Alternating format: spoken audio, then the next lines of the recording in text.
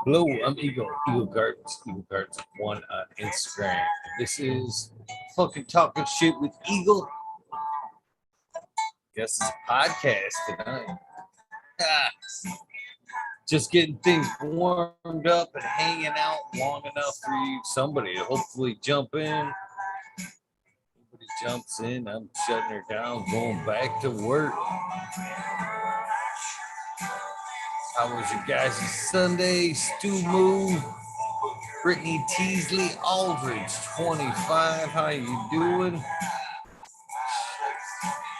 There we go. Got me blabbing in the background, shut down. Hopefully Smiley or somebody jumps in here in a minute to give you guys some eye candy. How you doing, Brittany? Love for the plant. Cheers to you. How you doing? Hopefully you guys had a great weekend. It's fucking hot here in the grow room tonight. Figured you'd rather look at a background than my half-naked ass sitting in my fucking gym shorts. It is what it is. Hopefully that's a good call on my part. There we go. Chat all going here. I like baby. Edibles are super incredible. And it feels fucking weird being out on camera. But, like I said, better this way than staring at my half-naked ass. Trust me, it's not worth it. Huh. Where are some of the others? Life is good. It's good to hear. That is good to hear. Somebody gets in, I'm gonna get back to water. Yeah, it's a cool 86 plus humidity degrees here in the fucking room tonight. Way too hot. Yeah, it's probably not a good thing. Aldridge 25, not quite speedos, gym shorts, definitely gym shorts. It's Three Fingers. Get in here, get a little something to look at. Gotta be somebody out there. Throw one up in the background. So you get a couple of us in.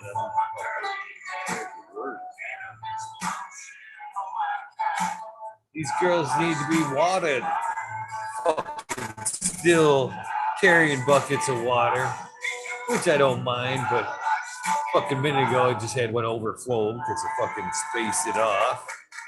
Do not miss that. Do not miss that at all. 12 of you guys watching. This is awesome. SoCal, what is up? Cheers to you, BX Got 81. Cheer to you as well. I am smoking a little barbecue gorilla B2 Empire Breeding Co. Looks like a pan roll on this one. Left my tray in the other room. Yeah, some Mr. Green Fingers. You guys got something to look at anyway. Get a couple of boxes going here. Good evening, Hillbilly Herb. How you doing, my friend?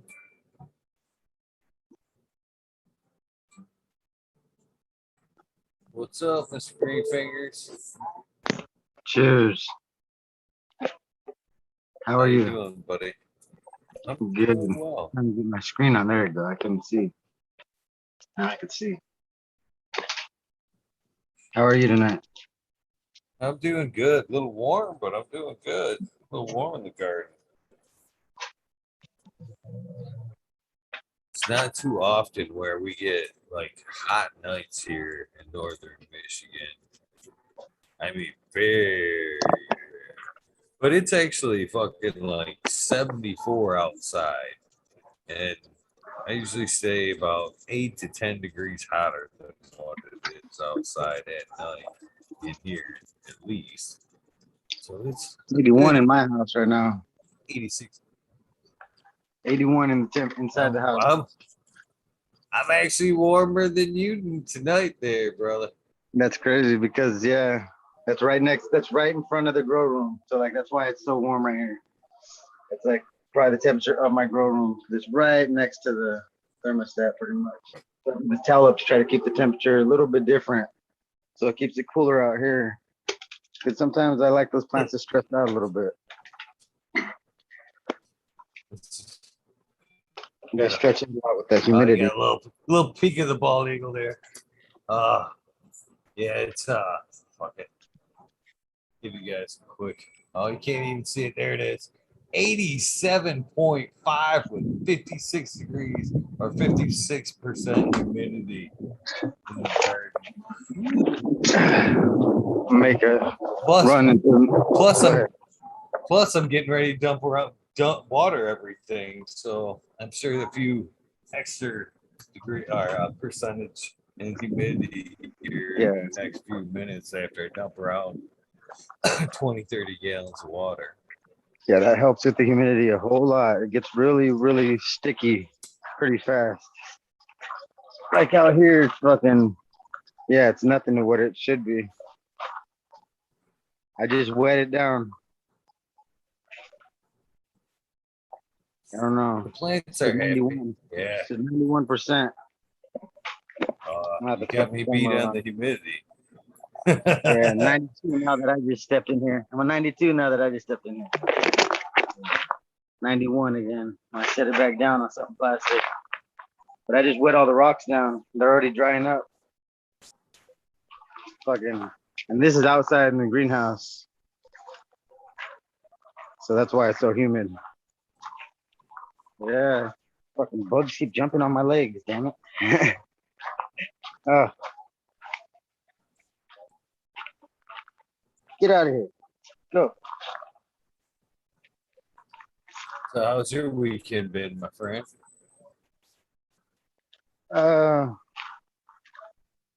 Been rough. Hot. Really hot out here. Lost the rest of the plants I thought I could save. All of them are dead. All those middle ones, all these little ones in the little pots. It's the problem with cocoa outside. The guys like didn't bring me the right soil until like last week, and then I still didn't mix the stuff. Like this isn't even the right stuff. I'm just working with what I got. It's just like local fucking regular nothing, no food in there. So I gotta get chicken manure and steer manure. Where's my dogs at? Come on, dogs. Oh, it's starting to get windy. Shit. Just started right now.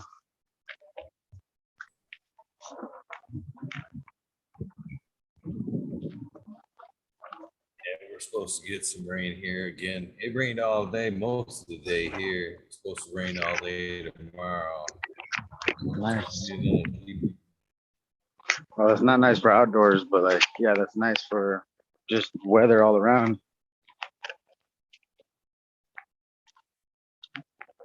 I like the rain. I don't like the sun so much. Oh, my dogs are trying to fight with the neighbor dog.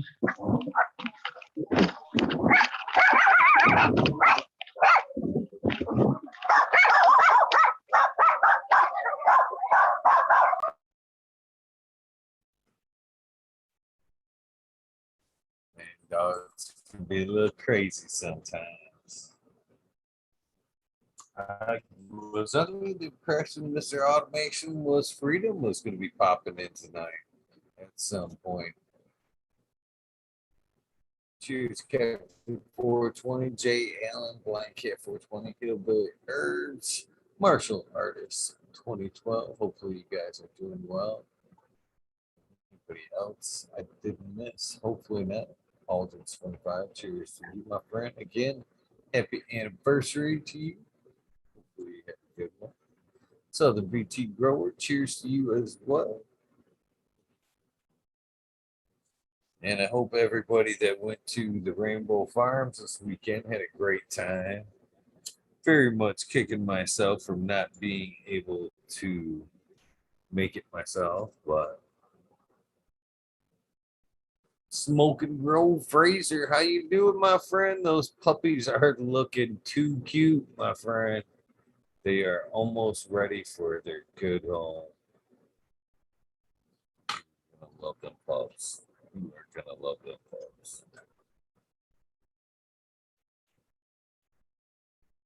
What are we looking at, Robert? Screen All right. fitness. Now my dog stopped barking. I could freaking hear it again. I got to get earbuds or something. That's my problem.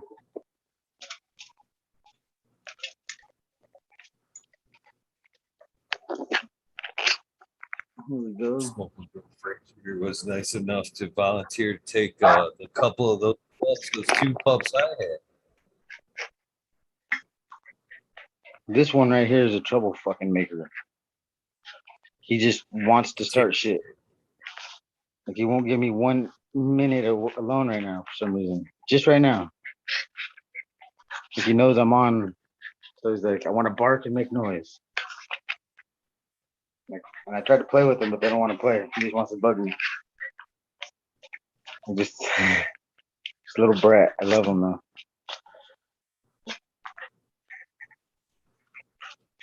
Did I leave dogs outside? I think I did.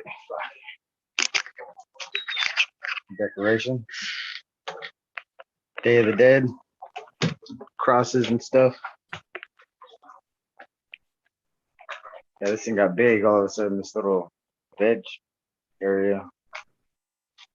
After transplanting.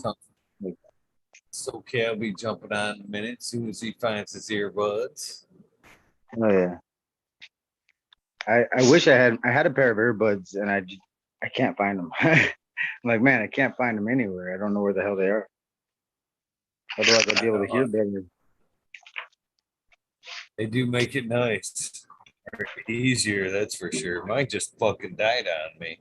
So I can feel your pain. Definitely feeling the pain. Yeah, see everything I do, I got this clip behind my phone to hold it up, like to hold it sideways when you set it down. And like every time I go to move my hand, it goes to click itself and like it snaps off my finger and then it snaps the back of the phone and then it probably makes all this loud ass noise for you guys. Like every time I move it. So that's why I'm like trying to be all careful. Like Jesus Christ, it makes so much noise. I watched the video. I was like, man, I hear so much crap behind there when like when I move something or when like somebody else moves something or they cough or they scratch their face. I was like, man, you could hear everything. Like I didn't realize it until you watch the video. It's like, holy shit.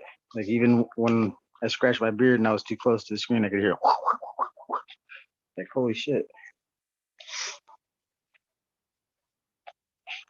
That's why sometimes I mute you guys because I can tell what's going to come through heavy. So if I ever mute you, that's the reason. There's something No, in the I background. expect to get muted first. I'm like, I expect you to mute it before me because I can't do it fast enough. I'm like, I've tried to, and like even when I go to cough, I run off the screen and to the other room, and I'm like, damn, they could still hear that cough. I bet. I'm like, man, it's like, oh, stupid dog! I just stepped on him. Are you okay, bud? Jesus Christ. I'm not a light person to be stepping on a dog. He didn't even cry. Oh, there you are. SoCal weed man. Cheers. Right behind. Bingo. Cal, cheers, big. What's What's up, guys?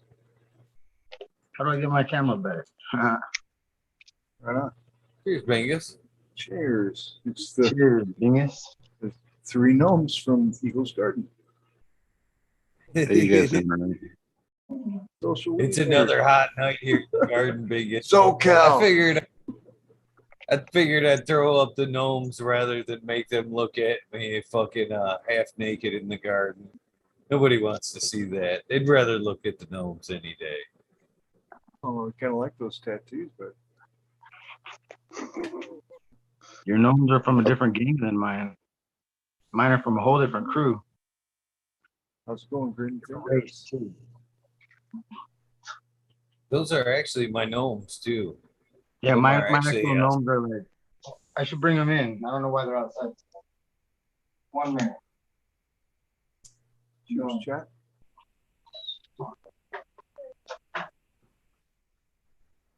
What's up, SoCal? Biggest? Anybody? Yeah, another day in the life of a grower. Nothing special, just the same thing, but I enjoy it. Thought I'd drop in for a minute, smoke a few bowls before I crashed and burned. It's always good to see the wormhole open. I was really kind of upset to hear about SoCal's IG account that kind of sucked majorly, I'm sure for him. One of my gnomes. Mike seems low tonight, Bingus. Oh, Robert. Yeah, my gnomes are from a different part of the world than yours. Cousins. Cheers, Jeff. Cool gnomes, though, nonetheless. They're fucking, they got flavor. Yours got hella flavor too. A little vest and shit. Fucking badass. Later. I'm just trying to make some money.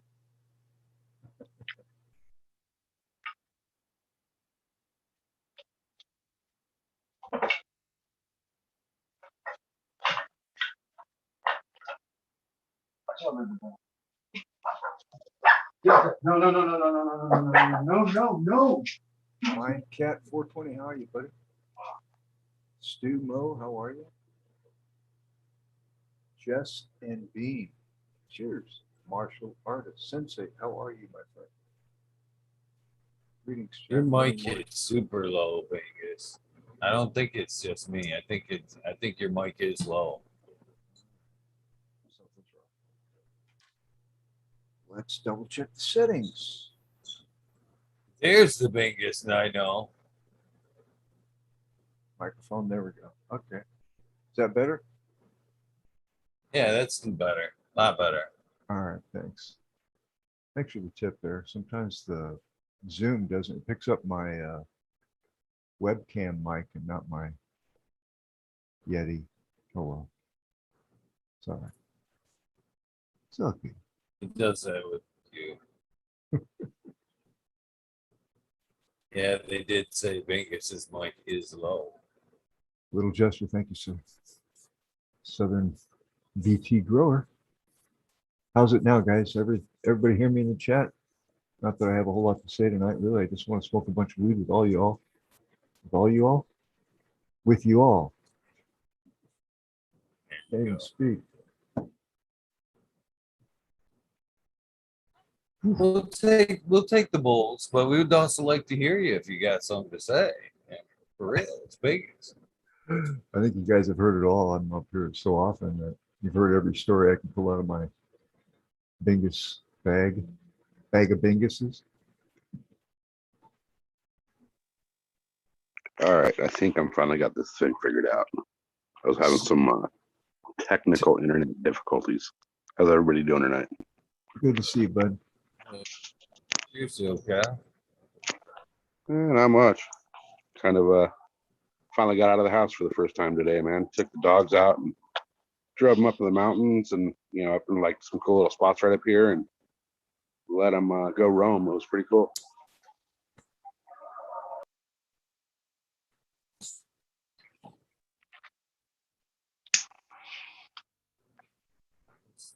Something about taking your dogs out and letting them run is just. I used to have an Australian Shepherd. He would just love that kind of stuff. That was the last dog I had. What kind of dogs you got? Sorry about my audio tonight. It's all fucked up out here. Anyway, I got they're part lab, part pit. So they're pretty hyperactive. So I take them out and I just take them out and let them run for a while. They probably did like 10 miles. They follow us in the Jeep. It's pretty cool. I bet they're gonna sleep good tonight, huh? No, the one's been under the bed asleep since we got home. And the other one's like looking at me right now like, dude, are you gonna throw that stupid ball or what? Can we do it again, Dad? Yeah, pretty much. He'll chase that ball until he passes out. Yeah.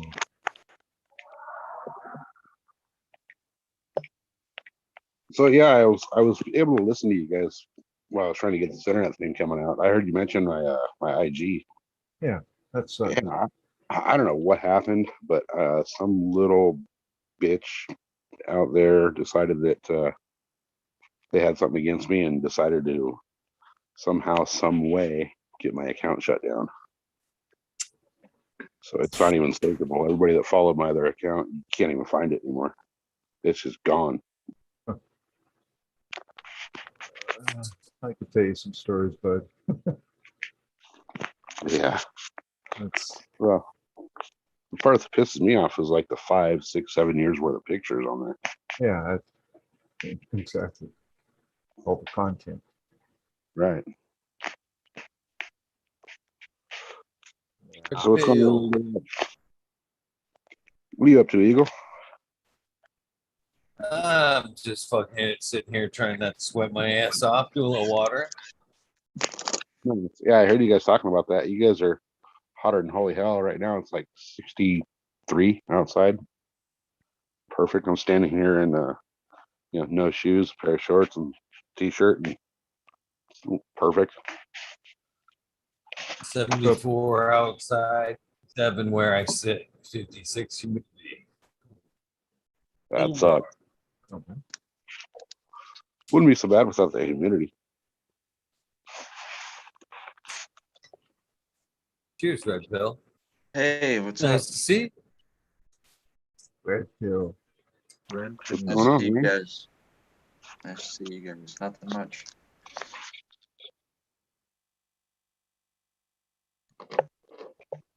I'm useless right What's now. your dad? Just some distillate. I blew through the shatter pretty quick. No surprise. So, back on distillate. You ever smoke bud, Red Pill? Yeah, but it's got to be good weed. Selectively so, eh? Yeah. There's Yeah. Robert. No, he's back. He's back.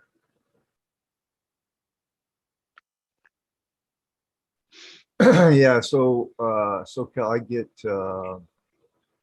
little messages from YouTube all the time about, hi, we're YouTube and we're gonna age restrict this video because somebody complained. Have a nice day. That kind of shit. And it happens off and on. Or they'll strike you down. Like I had one video where I was talking about where I went to get seeds. Hi, this is YouTube. We think that you've broken the rules. We're going to take that video down and you're not going to be able to go live for 90 days. Have a nice day. It's like, there's no real rhyme or reason once you get in their crosshairs, you know what I mean? But to get your account pulled completely, generally They it's, gave you a 90-day suspension, Bingus? that was like a year or two ago until I figured things out. You know. YouTube is, Shoot. I mean, I like YouTube. I like the Yeah. networking aspect of YouTube, but as far as the way they run things, not like it was in the beginning. And I have to be very careful. Guy hit me up with a message. Geez, all your videos are the same. Why don't you mix it up and be more educational? And I'm like, well, last time I did that, I got striked or I got a message this, that, or the other from YouTube. And so basically, I just put up finished bud, and basically it's bud porn for those that I provide with. When somebody says, "Hey, what's going on?" I just say, "Hey, here's the video. This is what's going on." And they fucking like that. So yeah, YouTube's great for networking, like sitting here talking to you great guys and everybody in the chat room. But I don't know if it gets much worse, it's hardly worth it. You know what I mean? It's like, what the fuck? Got guys getting wiped out right now. Look, like, who is it? Medgrower. He just lost his channel after 13 years, And I think one of his last videos, he was saying, yeah, I'm not too motivated. Oh, fuck yeah. After you get your head cut off after putting it out there for 13 years. And what about all those videos? Holy shit. Hope you backed them up. We're just renting space, you know what I mean? And the landlord is not that nice, to be honest. Landlord's an asshole. Straight out. Straight up, buddy. Straight up. Yeah, I didn't get a notification. I didn't get nothing. I just went to log in and couldn't log in. Totally wiped out. Reminds me of the guy that went to the zoo and he got stuck in the gorilla cage and got raped by the gorilla and he was in the hospital and they went to interview him and they asked him, well, how do you really feel about, what happened to you with the gorilla? And he's like, I'm really hurt. Really? How so? He goes, yeah, the guy hasn't called me, he hasn't written to me, and just had his way with me and just left me to die. All right, that one was good. That's a thought it good was one. I fun. like that. I thought it was funny. Oh, geez, the lights went off. Struck a nerve somewhere. Yeah. It's not the same, man. 5 years I've been on here. I thought it was less than that just because on YouTube time flies so quickly, but it's not near as much as enjoyable, I think, as it used to be. I think Red Pill, he's probably been here as longer than I have. And used to have hangouts and little, just, I don't know, it's just more friendly. And that's why I like hanging with Eagle, because this is probably one of the more friendly places on YouTube, in my humble opinion. A lot of good people. Johnny Canaseeds in the chat room. Got all you good folks out there. Iron Medic. Burning Trees Nursery, Maine. Got the Blind Cat. Good to see everybody, really. But I didn't like hearing about that you got your IG channel jerked. Yeah, I don't even know what I did to get it yanked. I think it's I don't know, I probably said something about Joe's camel toe or something, and Where you yeah. tripped over your pussy. No, I'm pretty sure it was a comment that I made about Joe and his camel toe sidekick not doing anything at the border. That will do it, buddy. Yeah, apparently it will. The cackler. What's that? I don't know. You got to keep it private. Yeah. And then nobody will flag you because it's usually your own friends. And, you can only accept your own friends. Well, only I accept friends and people that know me. I'm like, no. I've never been restricted. Only once this year, somebody said I was cussing on all my shit too much. I do cuss a lot, but yeah. Yeah, I don't know what the deal is, but I started a new one, so Yeah, it's all right. start over. What else can you do? Fight to get it back, man. Oh, I'm gonna. But That's all your fucking. That's yours. That's yours. They right? did it with me. They took it away for a while, and then I got it back. I was like, dude, I remembered my password and everything else. Like, and then I got it all back. That's crazy. Yeah, I'll see what happens. I got the little appeal thing put in, but Yeah, that's what I had to do. It took me like 6 months just to get Yeah. something. Just because of somebody who said I was cussing too much. I was like language violation. yeah, I don't know. I think I'm more upset about losing all the photos I had in there. Yeah. 'Cause, I still got them somewhere, but they're on a memory card somewhere. Yeah. So, Gotta dig. but there's like old school racing photos and old school grow from the beginning when I first went indoors. I mean, it's all gone. All that documentation. What's that? All that documentation. Oh yeah, exactly what it was. Exactly. Cheers, Captain. Captain, what's up, buddy? Okay. Hey, everybody. Thought I'd give you a little bit last glimpse here of Thailand before that time comes around and I have to buy a fucking snowblower. Oh God, no, we're gonna get flagged because I said a bad word. Man, I'm gonna have to go and I'm gonna have to have 50 channels because they're just gonna start going, okay, knock this one, knock this one. This guy's uncensored. We're gonna have right at the beginning of the show, if you're not 21, get the fuck out.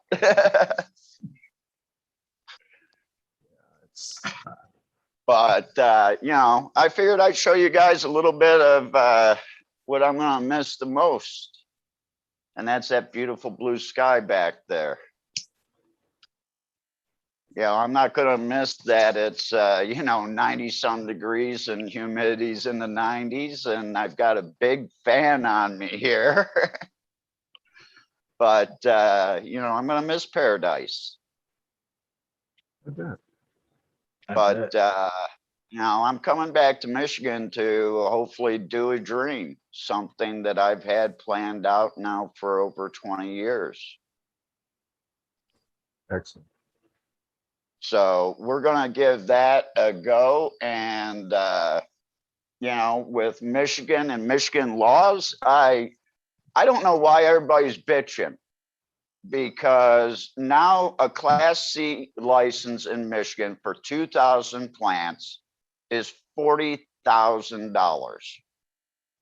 If you have a felony, if you live in the state of Michigan for over 3 years, and you pick out one of the areas that they have deemed hardest hit by the war on drugs in Michigan, you get another discount, and you're basically at about a 50%, 45 to 55% discount right there. So you're looking at a $40,000 license that actually is costing you around 20 to 23, 24 by the time you add in the municipalities, 5 grand, 4 grand, whatever they get, and then the state fees. But this allows you to grow 2,000 plants and be able to sell to a recreational market. Or you could take the little bit smaller and go with the 1,500 and do medical. And honestly, I am thinking about carrying both, a medical and a rec, because I can stack those. But if you you can do know, it, the main is for medical. I am here for medical. I'm here for the people. You know, the money that will be made years down the road. I keep on telling myself, and now I'm turning 50 and I'm going, where the fuck is the money? But if you I can know pull both licenses, man, that's the way to go, because you got all ends covered, and no matter which direction it goes, you're in. Well, I'm not really looking at flowering anything out unless it's seeded. This is all basically for a craft cannabis nursery.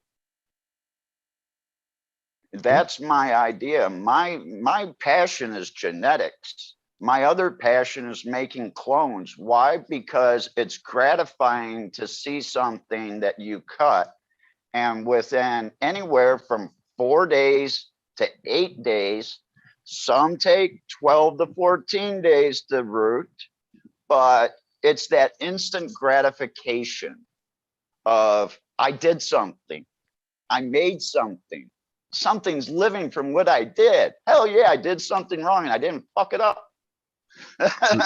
creating, being a creative. Plus, Yeah. it gives somebody the assurability that they're getting something that's known to be good. They're not having to pheno hunt or what have you. But then if you got the seeds, you got that end of the spectrum as well, those that want to experiment and play. And then if you also have bud available, I mean, you pretty much got it all covered. Just add concentrates and shit, edibles, and Well, you're that's gonna why pay that 40 grand off pretty fast, you know. well, it doesn't allow me to produce concentrates. It just allows me to produce flour. But I've talked to a couple people, Mike from Double Dog Dabs there, in Michigan. I've talked to him about opening up a micro business. I'd like to help some people out opening up micro businesses. And this way we can get these strains from the craft cannabis nursery out. You know, I'm looking at contacting Mean Gene and all those guys out in California, and Dutch Blooms up in Oregon, Washington, those people. You know, I'm looking for these craft cannabis strains out there that are in limited number of seeds, but I feel that they should be saved and preserved for others, instead of, hey, these are limited quantity of really killer strains, and after the seeds are gone, the strains are gone because no one kept them. Right. You know, why not create something and give it to someone like me? And I'm going to be doing it a little bit differently, because I'm thinking about giving a percentage back to the breeders themselves of every clone I sell. I'd also like to get into a contract where I carry their seeds in Michigan. And they'd be distributed through the 5 or 6 different micro businesses. And those micro businesses will grow out the flower. So you'll be able to taste the flower from the clones from those micro businesses. But a lot of people in Michigan still think a micro business is $60,000. It's $12,000, people. If you can't afford $12,000 for 150 plants, then get 5 or 6 caregivers together. But that micro business allows you to be a processor. It allows you to do your concentrates. It allows you to do your medibles all in-house. And it gives you a retail operation to sell from too. The business of cannabis. When I moved out of Michigan, that license was like $800,000, $900,000. And you had to have It's never been that expensive. For a Class C. Oh, okay. You said micro.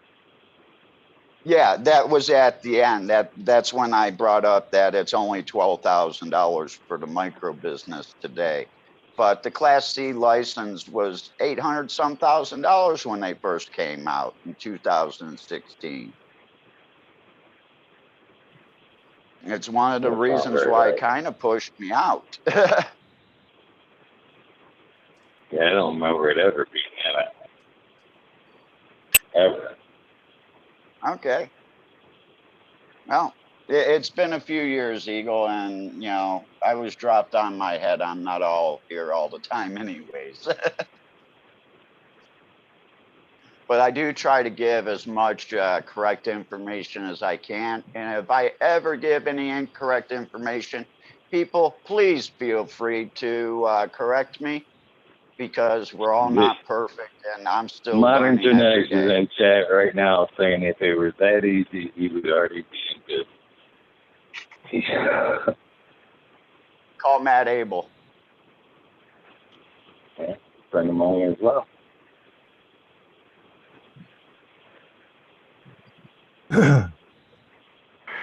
Yeah, I can't speak for Michigan, but here it's not that easy.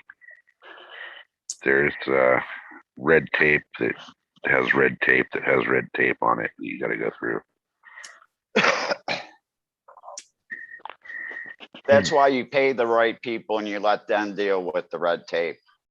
There's ways in Oregon to get there. From what I understand, it takes a lot of money, and not all of it is above the table. Because Oregon had an abundance at one point, and they cut everything off. And so, but now I notice certain individuals are getting let back in, or so. I don't know. I just like growing out of my bedroom for now. You know what I mean? Now, Yeah, here's another thing. I'm sorry. No, go ahead. Go ahead. Yeah. Here's Go ahead. another thing too. The state of Michigan is pushing for caregivers to get out of their house. Yeah. Now, I could see where this could be a double-edged sword, but I also see it as a safety factor, and as somebody that's been a hermit in their house, in their basement for the past 25 years because of what we do, and not taking regular vacations and things like that. They are looking for people with property and buildings to open up for caregivers to come in and sublet them space in their buildings for the caregivers to grow, to get them out of the house. And I can see where this could be a safety issue because of having 10,000 watts in your basement. Your house wasn't built for that, or even more because of your 8-ton AC that you have to run. But you know, this will give people a secured site, I believe. We can't even set up right. medical and recreational growth right now. Right? I mean, most townships are fighting it tooth and nail. How are we suddenly got all these caregiver facilities going to pop up? Well, that's why we have to go and we have to make sure that all these municipalities are writing these laws and these little nuisance That's why we need to go laws. September 15th to Lansing and protest, like most Exactly. of us are planning to do. And I will be there. I will be there. You know, I'll do everything that I can to help this get along, because it's a chance for us small people that have a little bit of money to get into the micro business. And, you know, some caregivers, I know I would have felt a lot easier, even though it would have been an inconvenience of not going down to my basement or up to the upstairs rooms to look on the plants. But it's taking it out of my house, and I'm able to leave my house and not be a hermit. But yes, this is all Well, you stuff shouldn't that have we to be have a to hermit fight. anyway. Just because we grow cannabis doesn't mean we're hermits by any means. Well, when you're doing perpetual gardening, and I know I have been get to for know- 20 years, brother. I'm not a hermit. Okay, well, Okay, yeah. I talked to a bunch of people at the GC3 this past weekend, too, that said they knew you. I hope all good words. Nah, he's an asshole. He never looked at our pot. He was always 3 feet away from it, looking at it through the jar. I never even said who it was. Okay. Maybe they'll let me back in now that I'm not showing up with a car full of clones anymore and parking in Kroger's.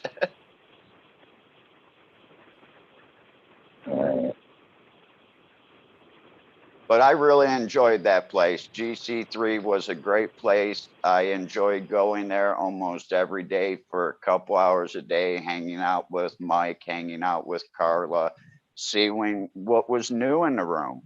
That was the exciting part. It was like going to a cannabis flea market, you know, and that's basically what it is. It's a cannabis farmers market for caregivers. And I give them much props, and I've supported them every year that I lived in Michigan. They're a great group.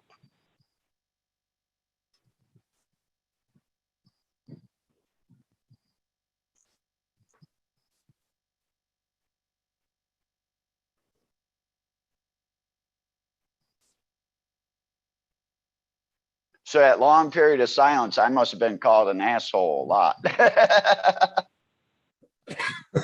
I just took a huge bone. See, I can't speak for Michigan, but here, everybody thought that with recreational coming in, it would be easier. It would be a lot more lenient. It'd be easier to open a shop or open a commercial grow.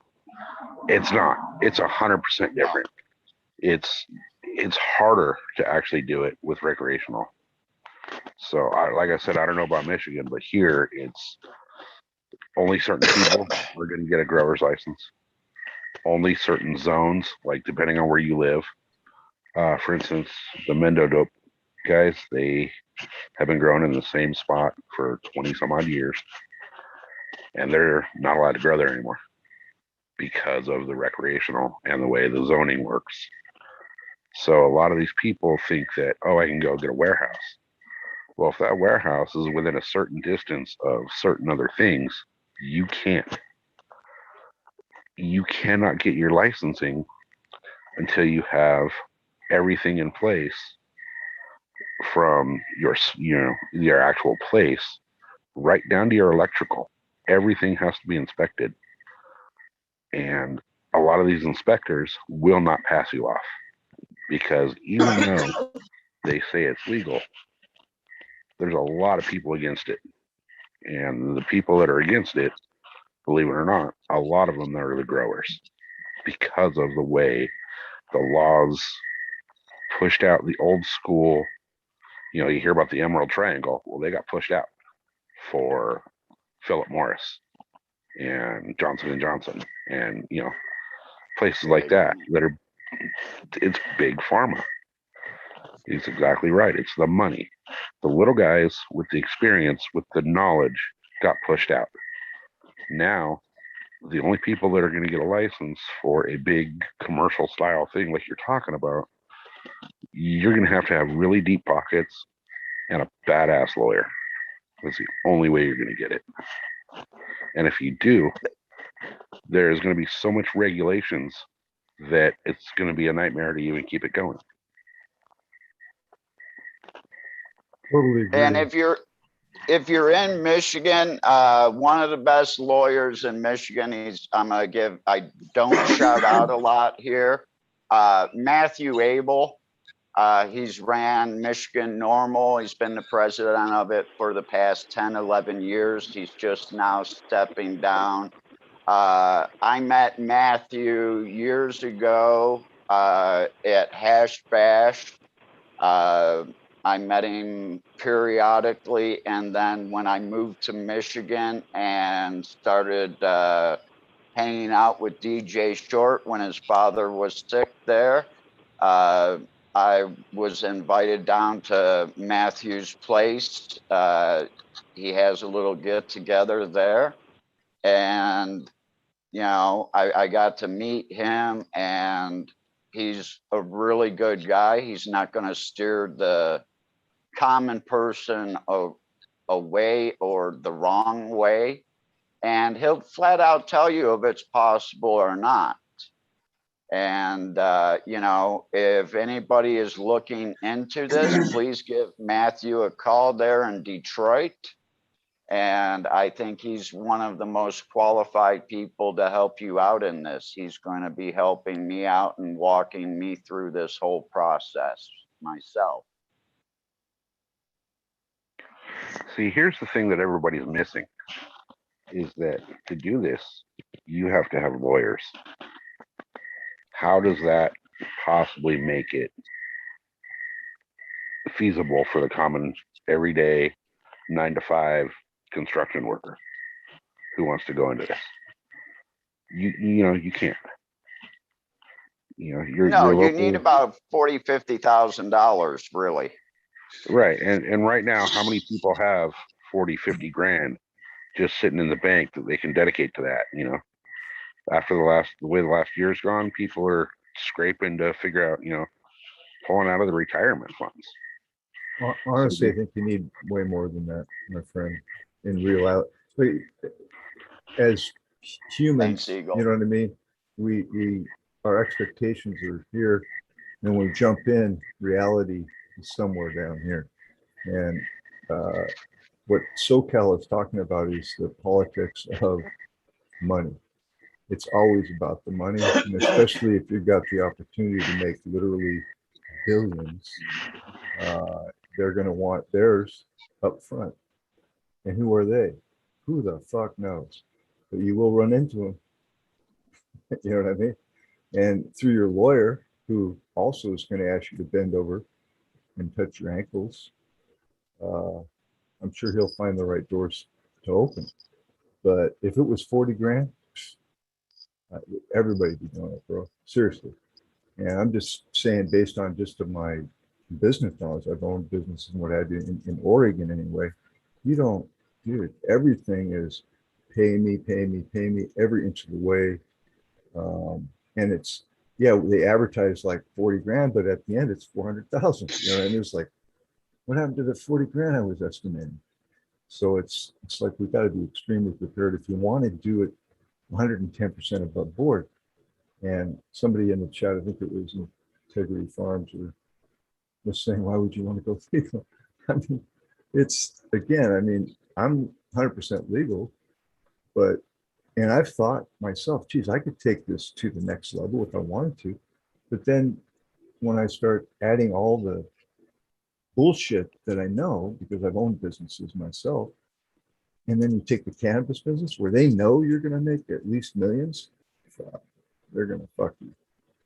So it's just, that's the way it's been in my state anyway. And we had a big glutton and then it just crashed. And it now they're only letting so many people in. And like SoCal was saying, it's certain people, right? And I guarantee you their bank accounts are huge. But I think I appreciate and encourage the enthusiasm, but it's at the same time, you know, expectations are always much higher. At least in my experience, my expectations are always much higher than the actual in the face reality of it. Well, I tell you what, I'll give it a go. And if I fail, you can always look at me and say, you failed. But at least I'll look at it and say, you know what? I may have failed. I may have lost 50, 60, $100,000, my life savings, but I tried. I Absolutely. tried to make a dream.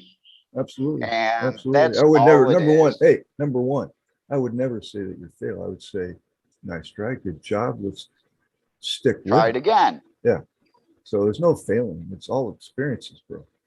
I mean, if you And know, I am lucky enough that I've done some work for people in the past, and one of the people that I've done work for owns a company that handles all the tax paperwork, all the accounting, all of that type. So having a business person like that and having a company like that behind you makes things a lot easier. Besides that, you know, he's got the money to help out when needed. What that's the about the key. banking aspect of it?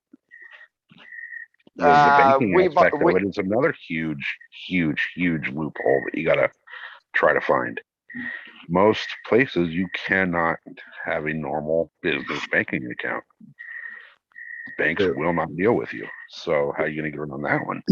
Your money here in Michigan has to be vetted for fucking, what, 5 years? They want to see where that shit's been sitting for 5 years before you can even talk to them about a license right now?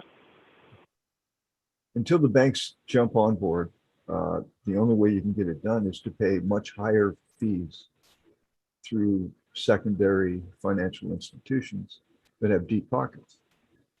And, but I don't. I honestly think the banks eventually are going to have to get on board because they're losing too much money. But that's just my personal opinion. Again, I just, dude, I think it's I applaud your efforts. discrimination. Well, it's not. You know, if you boil it down, there's two corporations that own the whole fucking world. Okay, so think about that. All right, is that fair? No. That's my point. Is once you get into the types of money that you're thinking about making, it's a different ballgame. It's a whole different deal. You know, You become a legitimate political target. absolutely. Oh, I've been that for 25 years.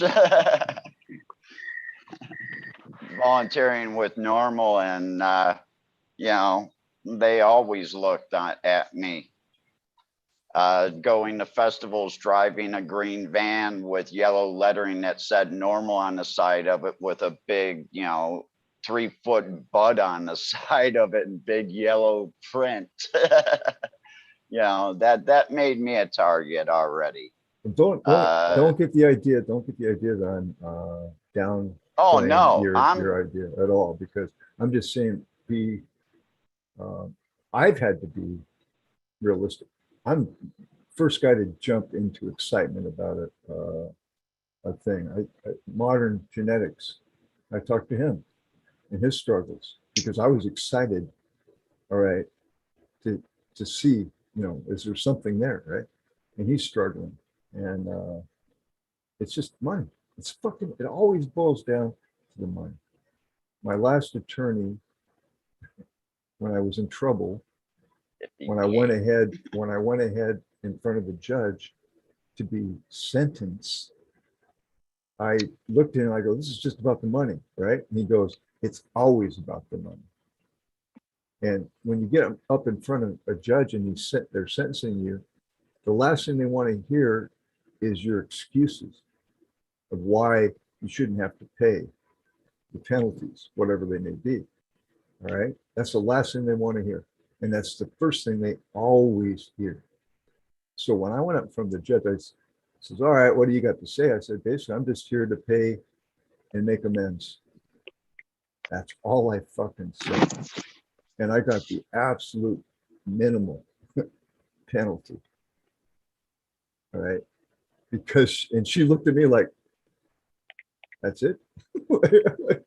You're not going to pull out your fucking violin? No. But that's corporate, my friends. I'm just being honest. The judge is just like a head banker. All right. So if you're going to waste my time, I'm going to charge you more. If you're going to make it short and sweet, guess what? I'll give you a small favor, but I'm still going to fuck you. And in the business world, dude, like I said, carry a bottle of KY with you. And, tell them to take it easy.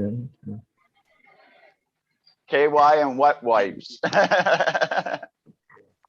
Because everybody's going to want their turn. I think the best example of how difficult it actually is to get set up and running and legal and licensed is Subcool. Look at what he went through when he went to Arizona. Hundreds of $1,000s of lawyer fees, hundreds and thousands of licensing fees. And what happened in the end? They raided him, took everything he had. They cleared his bank account from money that was given to him from his insurance company when his goddamn house burned down.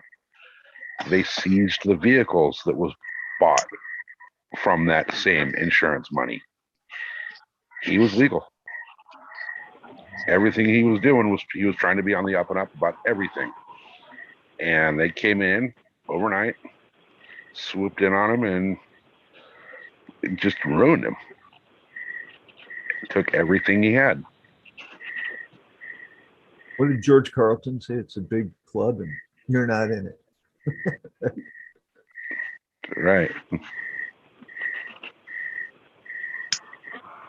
So here we got somebody right now popping in with Michigan experience. I know a lot of people in this industry got fucking $12,000 and ain't no fucking jumps there, Mr. Captain 420. Have probably more grow experience than us both. So if it were that fucking easy, everybody and their brother would do it. I appreciate your dream, but to sit there and basically say that anybody that isn't doing it Here we got somebody right now popping in silly. with Michigan experience. No, hey, I say go for it. Prove us all wrong and, throw it in our face and make us feel stupid about it. It's your dream. I'll be here. Chase that son of a bitch down till the wheels fall off. Yeah, but don't lose all your money in the process. Try not to. Well, how's it going, Martin? Good to see you, Martin. What's up, guys? I've heard a lot of talk. Captain, I wish you the best. But to put it in real terms here, because I know everything you need to know. And bottom line, it's money. Lots of it. You fight so many battles. I fought so many battles to cut costs and to make things right, to save my ass money, because I'm not rich. But I got a lot of fucking money. And it ain't going nowhere with this shit. And I ain't spending all of it until I know I'm going to continue to complete the damn thing. It's not a good move to spend all your fucking money and then say, oh, well, I tried. You don't do that.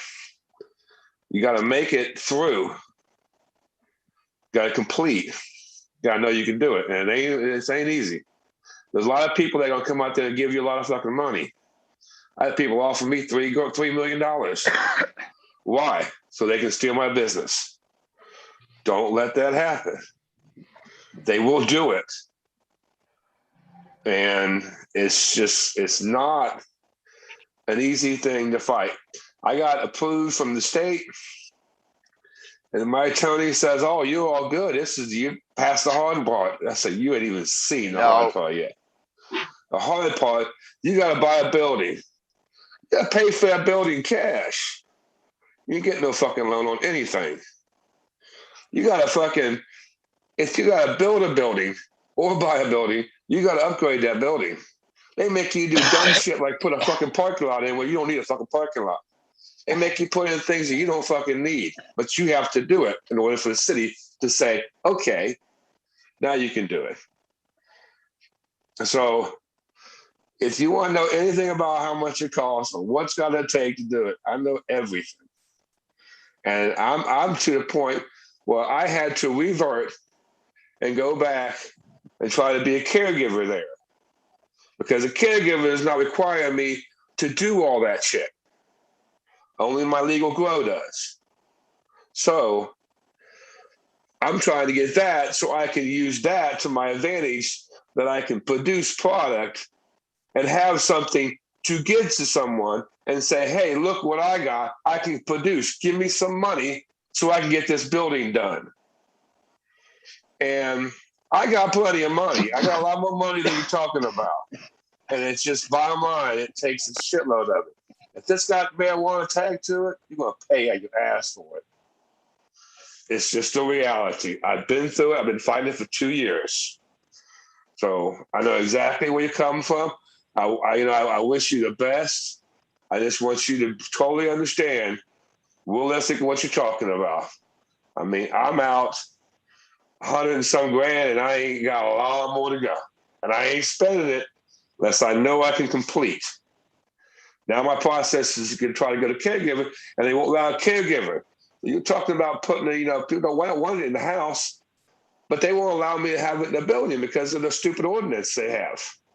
There's no caregivers in my city because the ordinance is so strict. No way anybody could fucking do it. It's ridiculously stupid. You can move out of town and get your own damn thing. You ain't going to do it in that town. But if I can get that, I can move into I can get product, and all that product can go into my commercial grow. So it's not easy. Not any process of this is easy, and it all takes a lot of fucking time. So I'm right now fighting the city, trying to get them to change the ordinance, and they're probably going to change what needs to be done in order for me to open as a caregiver. Not everything I want, probably, but I'm hoping for the best. But I can have 1,500 plants there, but as it is, I can't have no more than I can't have any. But even if I was a caregiver, I can't have no more than 60. That's the way they've got it set up for, and there's no way I can. Right now, I can't even do it at all because I'm too close to a couple of different things in the ordinance. So. It's a challenge all the way around. I'm taking a 4-month process to get through this. So I love your enthusiasm. Absolutely love it. Just don't get over your head. Believe me, don't get over your head. Don't get over your head, please. I appreciate the information, and exactly like you said, you know, don't bleed yourself dry. And it's, you know, finding the right area, the right municipality to work with. And that all takes, like you said, time and money, because you have to go out and you have to talk to people, and you have to have people in those areas to talk to the government people. Because Well, it's called attorneys, and they cost a lot of money. And yeah, and I'm fighting the city myself on this other end because I don't want to pay for the attorney on this part, because they cost me a lot of money. It's a realization that I forget what I was going to say, but man, you just don't want to get over your head. Right now, I always know I can sell the building and come out of it and not lose money. And that's your objective. It's not to lose money. You can make an objective to make money, but believe me, a better objective is not to lose money. So even if you can break even, the experience in and of itself is going to be something to hold on to. Yeah, but where'd you go with that? Exactly. But dude, you're not giving up, and like you're doing, you're taking I'm not right giving approach. up. I'm not giving up. I'm fighting. That's why I'm going in this direction. Let me be a caregiver. Now I got product, because even in my 500 plant, you got to understand, I have to make it to harvest. Right. I have to go through everything. I got to pay for everything I got to do. And then I got to say, okay, now you give me the license. Now you give me the seal of approval. Okay, now I can take off. Oh, I guess I got 8 months before I got product I can produce, because then you got to go close. You got to grow plants, go close. And you got to, it's one thing after next, but you're looking at 8 months before you process. So you got to carry money all the way through there. Yep. And you got to expect for that, and you got to prepare for that. If you don't, you're going to fail. See, by being a caregiver, I can have product already ready. So the day I open, I can say, okay, here's some product. And I can start having product already in process, mother plants already set up, ready to cut my clones, picked out the strains that I want, already dialed in. So I have to do that because of the cost of everything I do, because I've got enough money to pay for everything, but you've got to carry it through. You better have money in the back end to carry it through. If you don't, you're going to fail. You have to have opening money, and you have to, like you said, carry it for 6 to 8 months. If you're going the flowering route, most definitely, you have to understand that you're not going to make shit for 8 months. So you have to have 8 months worth of bills sitting there in the bank. Lots of bills. It's all cash. There's no borrowing, nothing. No credit. If you're gonna borrow money, you're gonna borrow it from an investor that's going to steal your business. The only way you can do it is with the right partnerships. But if you go into an investor, believe me, he's not investing money in you because he believes in you. He's investing money because he's going to take your business. The investor that I've worked with before in the past, and his commercially traded business, what they do is they handle everything else for larger businesses. They're counting all their paperwork, their tax filings, and things like that. That's nothing.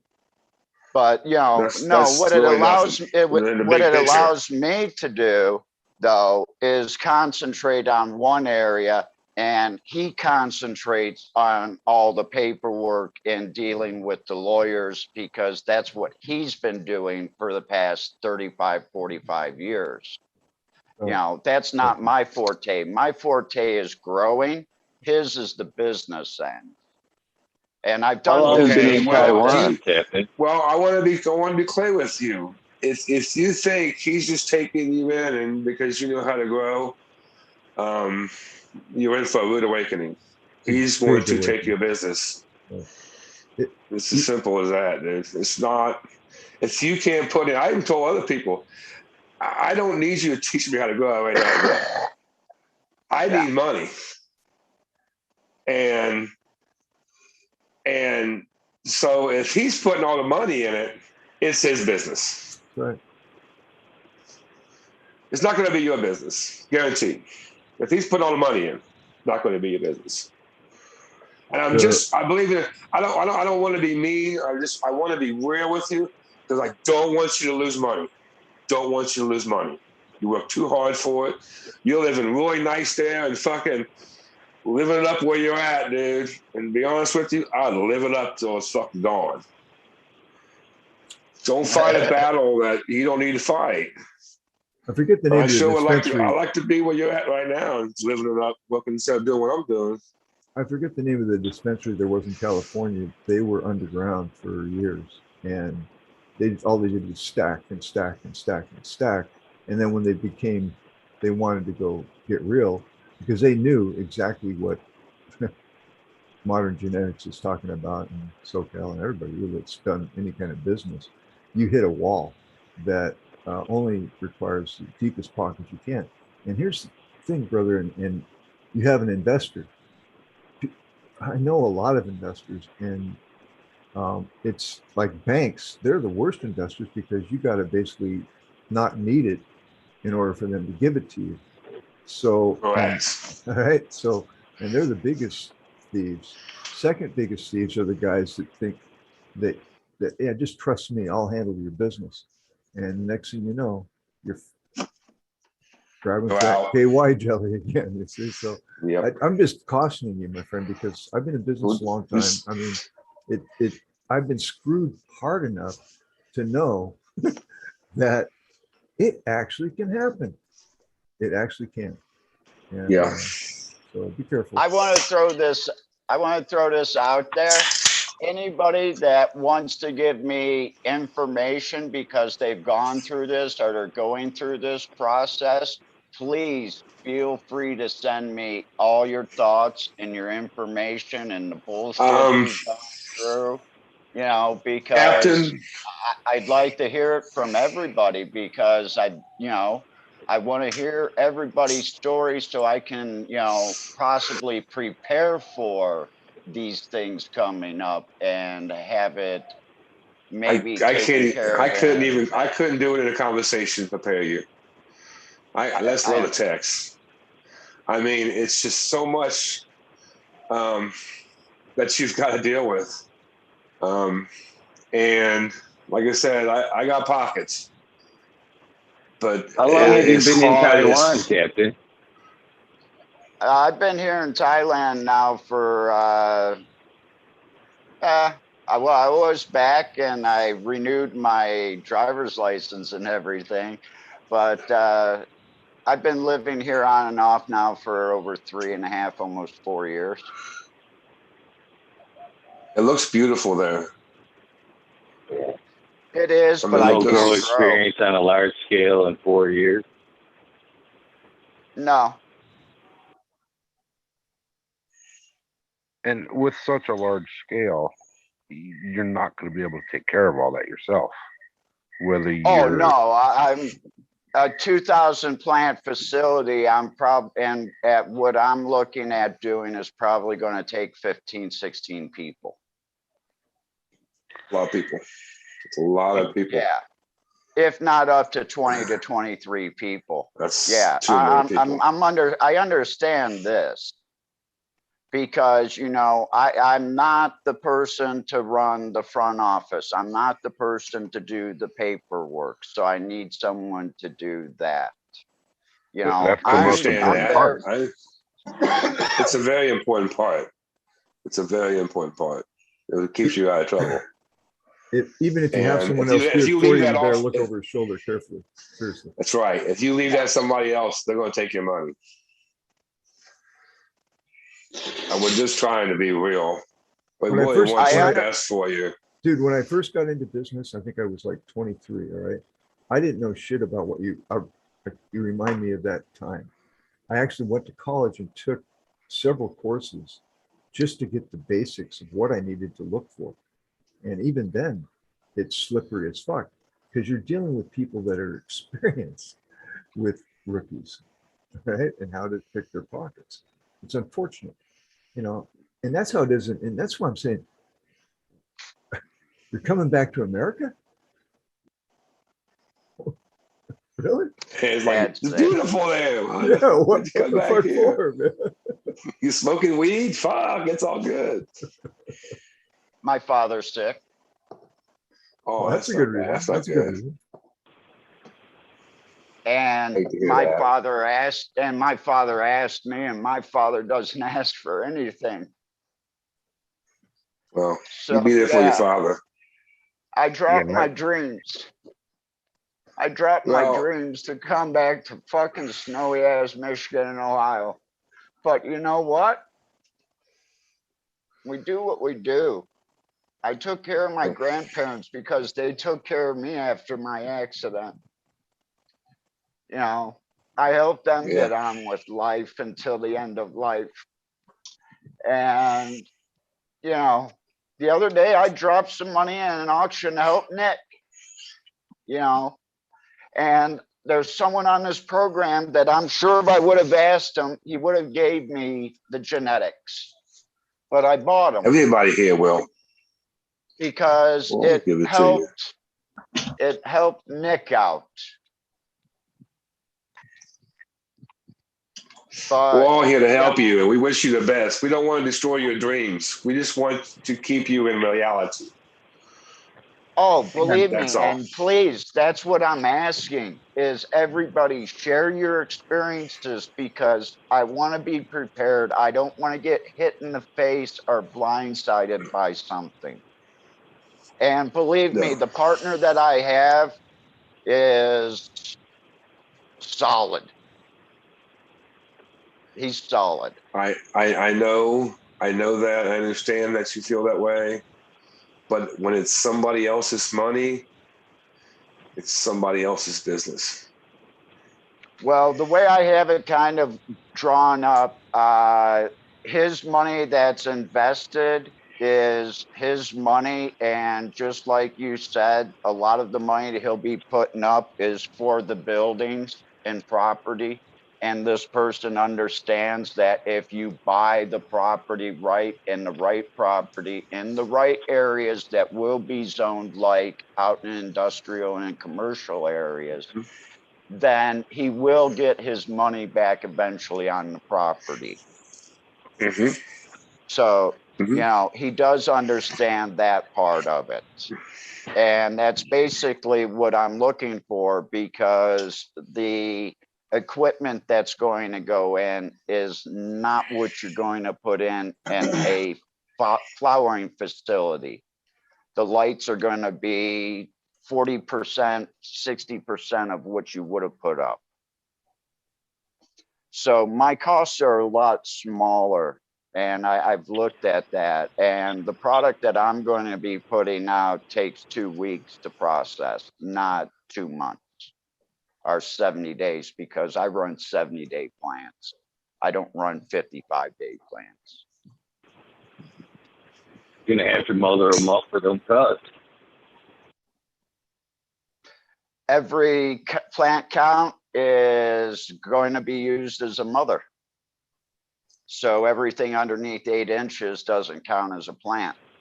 It does here in It's Michigan. about 4 months It does before in you can Michigan. really start taking tomato Everything, crop. if it has a root coming off of it, is counted in Michigan.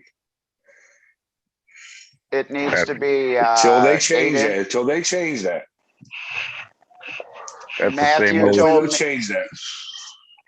Matthew told me the other day anything under 8 inches did not count as a plant. Well, my attorney hasn't changed. Doesn't say anything different than that. As far as I know, everything. And I just ask every time I ask all the time. Everything counts. Every clone counts. So you can't have like all these clones and say, they don't count. And unfortunately, in Michigan, they do count. I don't know where you're getting the information from, but believe me, if it was different, I would tell you. because it was business. It's my business. It's my business to know. And like I said, those hopeful that we can get that changed. I've put my 2 cents in, and I appreciate it. I mean, I put my 2 cents in with the state about they shouldn't change. We shouldn't be have to count, these clones shouldn't be able to count against us. But until then, you know, it's is, and I'm hopeful they will change it. But until they make that call, it is what it is. And you talk about a micro business. I would love to go and have a micro business, but the problem with it is you got to have everything you got to have for a grow and everything you got to have for a dispensary. You might as well have a grow and a dispensary because you only live 150 plants, and you're going to produce edibles. You're going to produce extracts. Good luck. I mean, be honest with you. With you 150 plants to produce a storefront, to pay for security, to pay for everything, you got to have a security guard sitting there. You got to pay for all these employees. You got to pay for this. And you got 150 plants. It's not enough plants. They're pushing, trying to change that to 300. Let's hope it changes. But until then, it's not enough plants. I would have done it. I would have done it. I can tell you right now, I would have done it. But you got to have both things. You got to have both. You might as well have a 500 plant grow, and a fucking dispensary. Way better off. Okay. It's just, it is what it is. They make it sound good, sound glamorous. They make it sound easy. No. And I got to have a small parking lot. If I had a micro business, I'd have to have a big parking lot.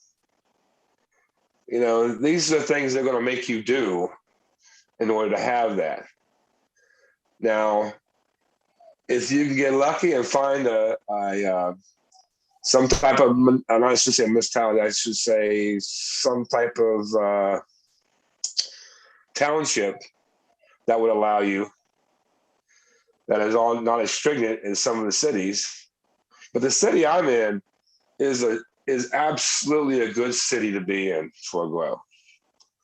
A lot of them are coming in. It's a really good city, but they still require so much stuff. Unreal. Money. Well, and it goes right down Yes. to even in your parking lot, it has to be ADA compliant. And those are little things that they'll get you on as well. Stupid I got to put a little handicap bathroom oversight. in. Handicap bathroom. I got to change doors to make it handicap accessible. I'm sorry, I'm handicapped, so that would be a definite thing.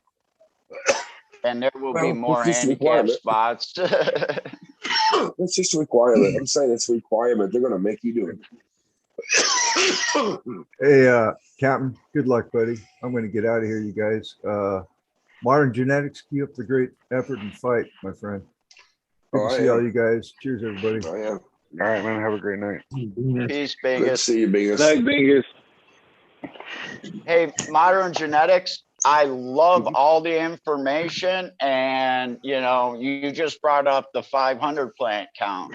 Hey, maybe that's something I want to look at, because maybe that'll allow me to do other things that I can't do with a micro business or a Class C business too. I'm still taking all this information in, and I wanted to bring it up now because we're starting to get towards that time.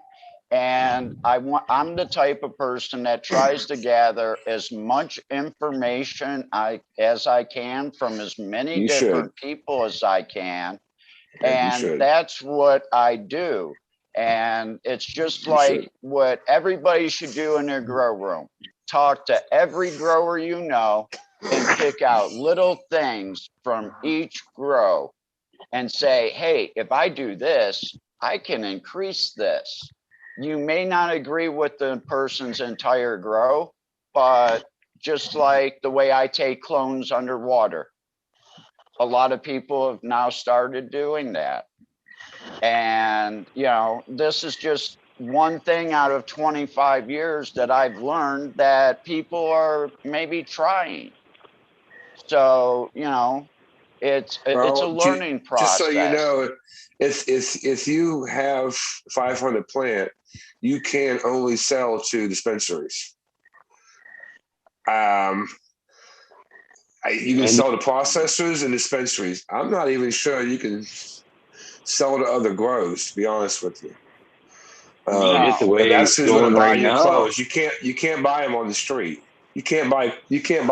I couldn't sell clones to you as a 500 plant. I couldn't sell it to any public. You have to. If I did, I could do it sell the clones maybe to a dispensary. The dispensary sell the clones. That's what Matthew said, is even if I had a Class Z, I could only sell to other dispensaries. And even if I go with a Class Z, everything would have to be tested for any type of bacteria in it, any type of genetic problems. And that's one thing. If I was selling to a large facility, everything I would have would be scrubbed because, like you said, I've got a little bit of money, but I don't have 30, $50 million to replace some big grow facility's whole operation because the clones I sold them had a bad pathogen in them. Correct. Well, you can start with good right on that. genetics You're right on too, that. clean genetics, but you got to keep them clean as well. You start in a large operation, you can't be him sending a bunch of PM phones or whatever. I mean, stuff's got to be on point. The way the Michigan's going right now with caregiver market, that's eliminated a lot of those phones sold too. I mean, we really caregiver thing, man, is we have to be there September 15th. We can't let them run us out of our homes, out of our garages, out of our buildings. Because if we've learned anything from this conversation, they're not ready for us yet to be pushed out of our house. It's going to be the bigger money, the fucking everybody else before the caregivers. And if there's any space left for the caregivers, then maybe we can have a little corner of a building. And and by the way, if they do make us group up, that, in my opinion, is quite just as bad as well. Man, I would hate to partner up with 6 other growers and like other facilities and hope that the other 5 are running just as good at IPM as I am, and there's not bugs and pathogens running through the building. Forget that. But, you know, we do have to come together and we have to show up at the municipality and the city meetings and we have to give our opinion. And it's something as simple as changing the wording in the laws that will help us caregivers out. That's what I'm trying to do right now. I am literally in the process of it with my city to get them to change the ordinance. And they weren't like, okay, sure, we'll do it for you. They were like the opposite. Why should we do that for you? No one's ever he told me, no one's ever came to us, asked us to change this ordinance. Why do we want to do it for you? Because if we do it for you, then we do it for everybody. I'm like, well, do it for everybody. What would be really nice is if we could get a group together, or if someone would take it upon themselves to possibly put up a page that would bring up when these municipalities and cities have these meetings. And then that way we can get it out to the people, and the people and the masses can show up to voice their opinions. Because right now, the only time your vote counts is in your local municipality. And outside of that, your vote doesn't count. But to be honest with you, if I was to try to reach out and try to put out there in the community, people get support, all I'm going to probably end up getting is the people that don't want it. Those are the people that are going to show up. So I'm happy just to keep it quiet between me and the city. I'll be honest with you. What if we shared on podcasts like Eagles and, you know, ones that are just geared to us people that are into this? You know, how many straight-laced people come on the Eagles every night to No, see? no, I'm not saying that. I'm saying if I tried to promote it any other way with going to anybody else trying to get the city support, Just to the it would end up cannabis backfiring community. on me. Okay. Yeah, I've had a but lot of growers come on it's a here, lawyers and people do what you're trying to do. yeah. Yeah, I could hire a lawyer, but actually, I feel like this kind of city is such a good city that they'd be more respectful of me coming to them asking this than it would have been having my attorney come ask them, because they just would have been all business. This is personal now. I asked them for their help. I need you to change this ordinance to put me in business because I'm struggling on this, and I feel I have their support. But they have to change them. They have to change it. So it's just not an easy process for them just to change it. So it's got to be debated. It's got to be processed. And I'm very hopeful. Very hopeful. I mean, I think they're going to make the changes that needed for me to do it. But I may not get everything I'm trying to get. I would like there to have my wife also have a license there, have a caregiver's license there. And so I will be two caregivers licensed in the same facility. And right now you can't do that. Right now I can't have no one come in my facility at all, but me and a patient. No one can come in my facility, and I'm not accepting of that. I want to be able to bring an IPM specialist in. I want to be able to bring a consultant in if I want to question about something. And I want to be able to take care of my wife's plants if they allow her to have a license in the same facility also. So they just have to find that that's going to be okay, and they're going to do it. And also, they got changing the ordinance of how far I got to be from a certain property. I don't want to get all into it, but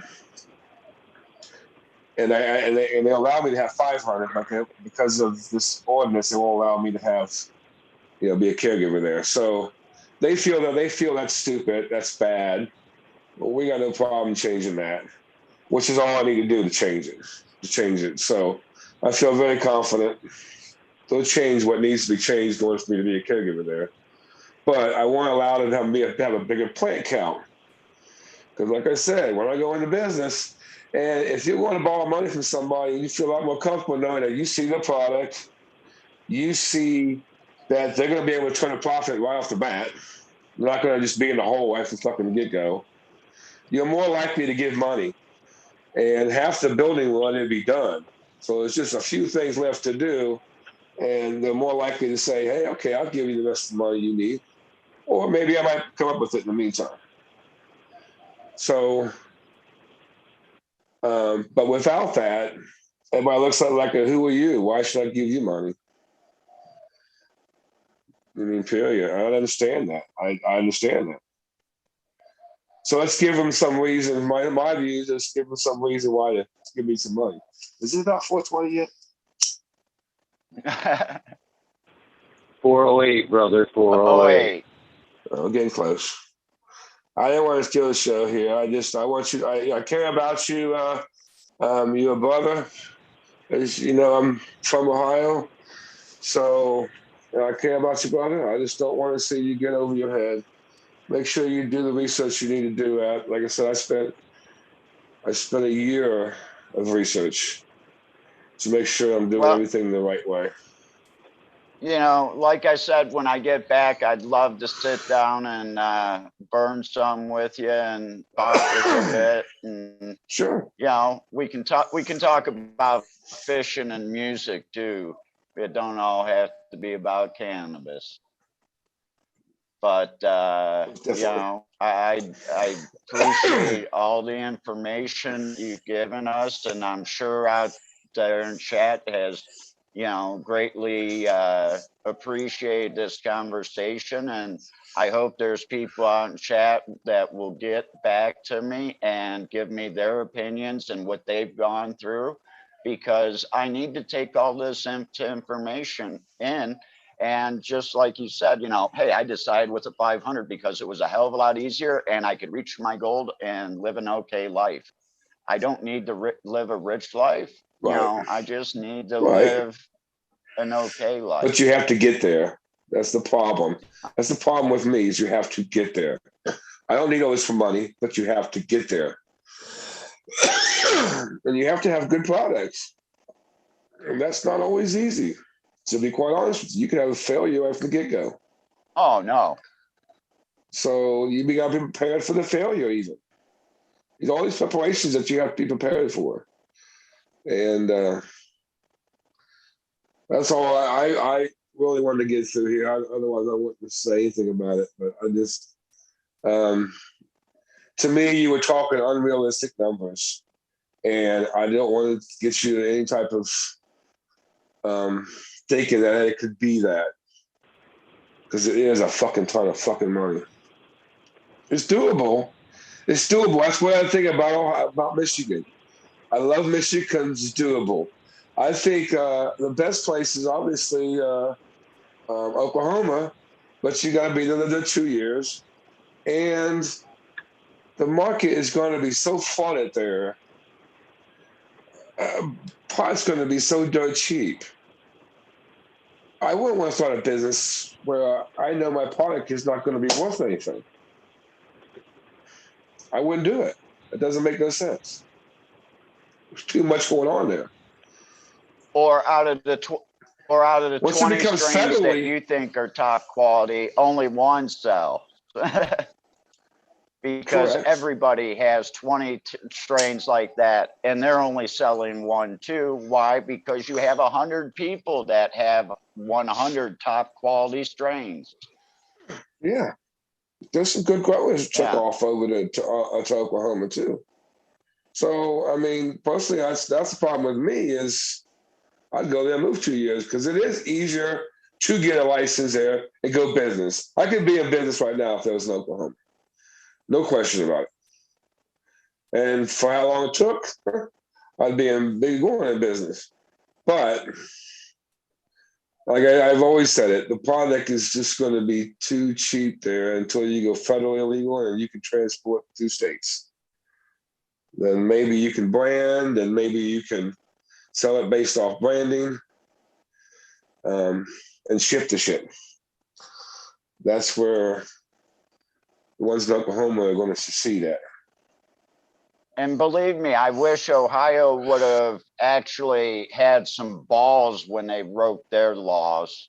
And because I've got 156 acres in, Meigs County.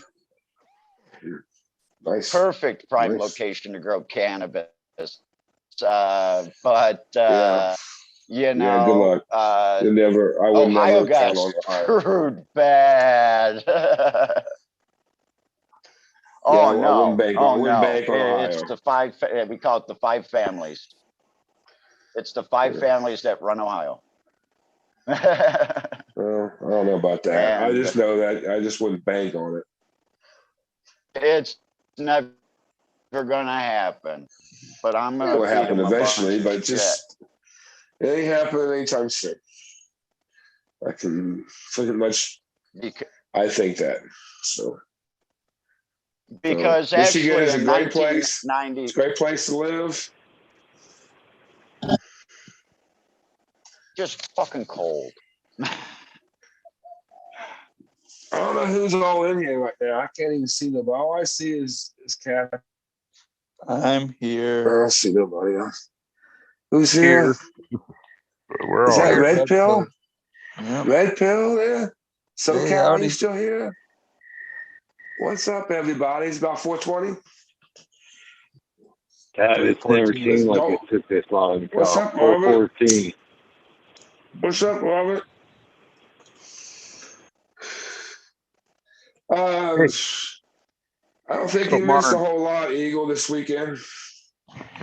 The Cloud event, that's going to be a good event. You say you're going to be there for that, Captain? For Clio? Yeah, I'll be at Buddy's. All right. I'll see you there. I might book my hotel, so I'm going to be there for Friday and Saturday. That's a real good event. I really enjoyed that event. I don't think you missed much this weekend, Eagle. I wish. So- How was it? Somebody told me they'd possibly got flooded out there this weekend.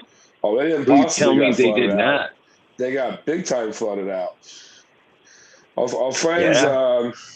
our friends Johnny and Michigan Wildfire? Wildfire, they got flooded halfway up their tables.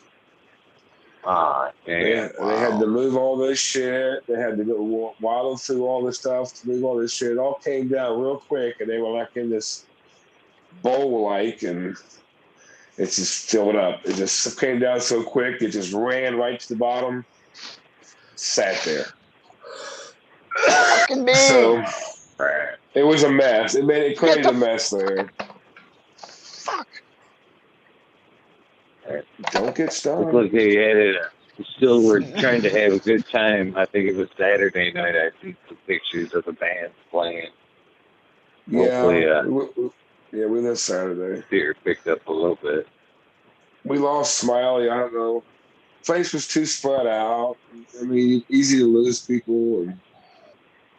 And it costs $10 to park, $25 to get in. Glide cultivation. There you go. I give them I'm guys definitely going to thumbs be there fucking both up. days for that. Cheers to Buddy. Cheers to Buddy. I told Buddy last time at the end of it, I said, dude, I really enjoyed this weekend. I really appreciate all of it, dude. I had to come up there and talk to you just to say thanks. Because he put on a great event for the people. Yeah, Buddy I should try to get a hold of him to see if he wants to come on and give everybody a personal invite. Eagle, I did talk to Buddy because I do talk to Buddy on a regular basis.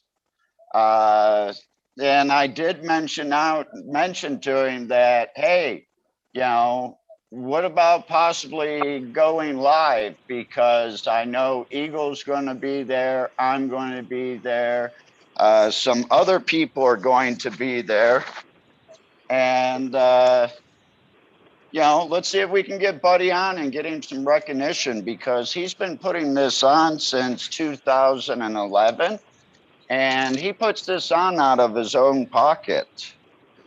Yeah, well, he's got vendors. Well, vendors pay money. The vendors pay money, but basically, he doesn't hose nobody. Well, it's free to park, free to go there. He puts on a great bands. He puts on a really professional and a wonderful host. You talk about a wonderful host. Seriously. And everybody get there early on Friday, because he does raffles and giveaways early on Friday. And T-shirts. the seed companies give out seeds that are there usually. Everybody's really chill. There is a medical tent, so you do need to have your medical card to get into the medical tent. But like you said, the parking's free.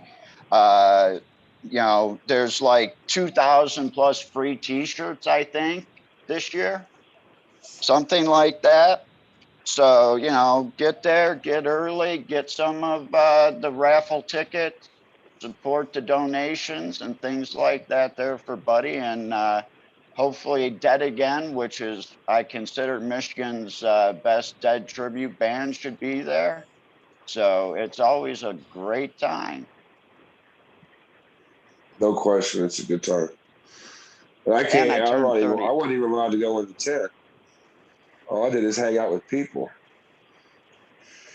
Heard that. A couple good years there with fucking hanging out with Modern Genetics there. Cheers, Modern. We've had some good times the last couple. You can bring the hash this time. You can bring a big old ball of hash this time. It won't happen unless I do some washing between now and then, brother. Maybe you do some washing. I'm going to try to turn also.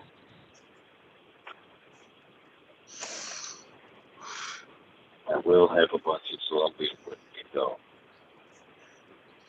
Yeah, it's definitely definitely a good time, man. I'm glad you're going to be there, Captain.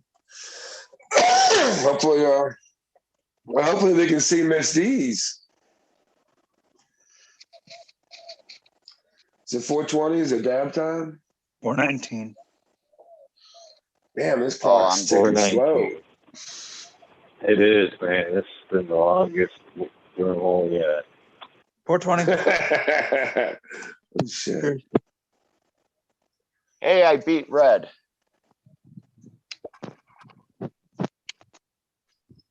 Man, you Hey, guys are guys. having all these. You guys are having all these events. We can barely actually even go outside over here. Oh, I tell you, we're blessed. I've been in lockdown basically for the past 3 months.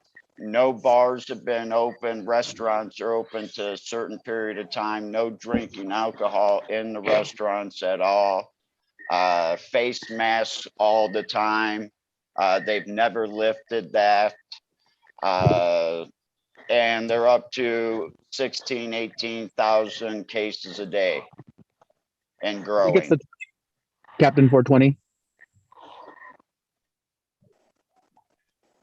Pardon me? It's the 20. Yep. It's 420 Happy all the time. 420. Here's Buddha Boy. Happy 420. Is that Brother Buddha Boy Buddha Boy. hop in here? Buddha I just hopped in. Boy. Cheers, Buddha boy. I Where's gotta Red see Pill? Buddha Boy. What's up, Buddha Boy? Buddha boy. guys. Cheers. Cheers, Buddha Right on. boy. Red pill bag. Cheers. Red Pill. Hey, what's Oh, up? just it's the 20. It's the 20. That's nice of you. I appreciate that. I guess I Okay. got all Good to excited. see you, Buddha Boy. It's good to see you, Modern. I was really glad to give the lowdown to Captain 420 just a little bit because I respect your experience, obviously.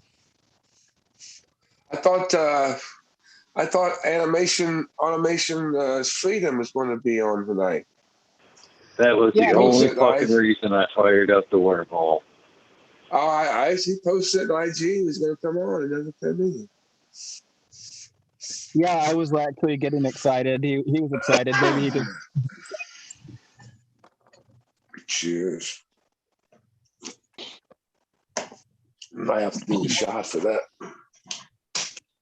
what's the good word, guys? Did everybody have a good weekend, or is everybody survived? I'm not joking. If nobody I did, got to get high with Smiley and Red Eye Rustler and that's awesome. significant others. I call that a good weekend. I got to get That's- high because of Smiley.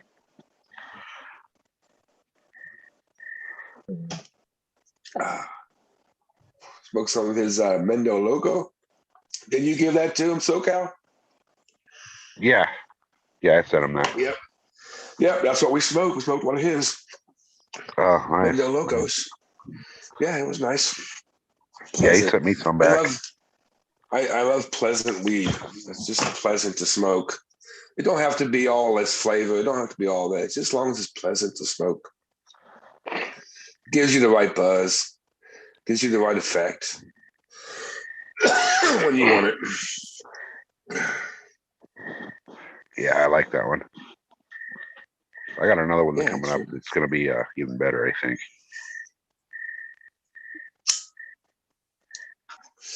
I got some good ones if I can ever grow them. I do.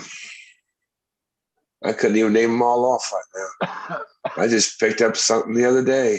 I just got to be able to get them in the ground.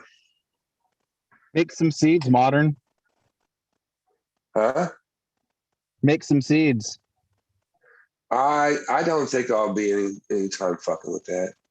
I got so many seeds now. I don't ever really have to make seeds. I made with the right parents. You know what I mean? I got a couple strains I want to make the right parents, and I wouldn't be against it. I'm not even looking at that. You know what I mean? It's not even anywhere in my focus.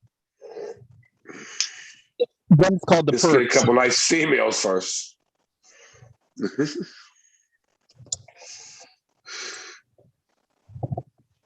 Yeah. Yeah. So you didn't miss that much, Eagle.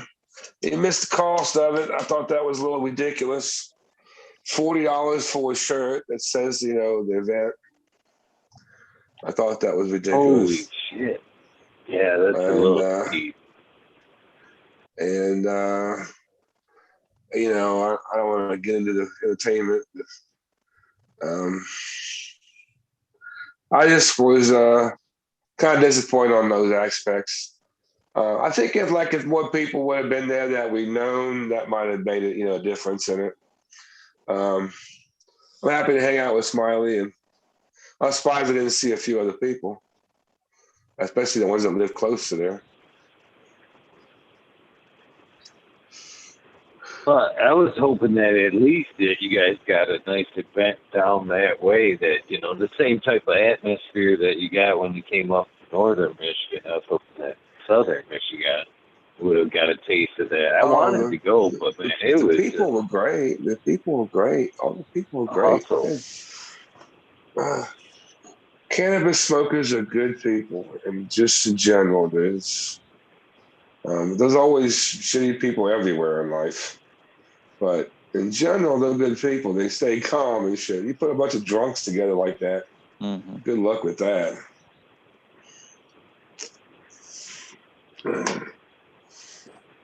Man, you guys are making me want to take a road trip. I do like Michigan. I really do. I didn't think I would, to be honest with you, but I really do. I love the people there, and I'm taken back, to be honest with you. Striking, you know, just so good with the people. All very helpful, very good people in Michigan. I really ain't found too many bad people in Michigan. So I have I've to always say liked Michigan.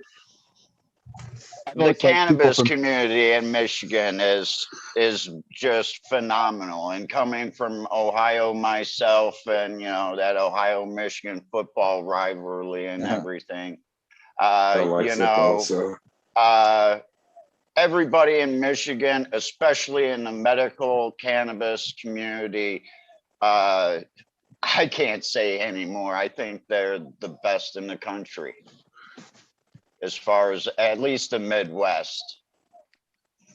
Most compassionate. That's for sure. The most compassionate, especially with the pricing. well, we've got a pretty good mixed group in my city. I really do like it. I have to say, I really do like it. I didn't mean cutting you off, Buddha Boy. Oh God, I could say anything all day, but here's the deal. I'm gonna say that Magic Johnson plays for Michigan State. So hey Eagle. Magic Johnson. Hey, what's up, Buddha? Always nice to have you in the chat, brother. Always Good to see you. Are you on the road? I didn't catch it all. I've been kind of working on some projects. No. I've been here working in the garden. I'm just not on camera because I'm shirtless in my fucking, gym shorts. It's almost like 90 degrees in the garden tonight, and I didn't think anybody wanted to sit through that shit. There's at least one. I think it was a good call. Buddha. Good to see But you. as long as you're working, we ain't holding you up then, I guess.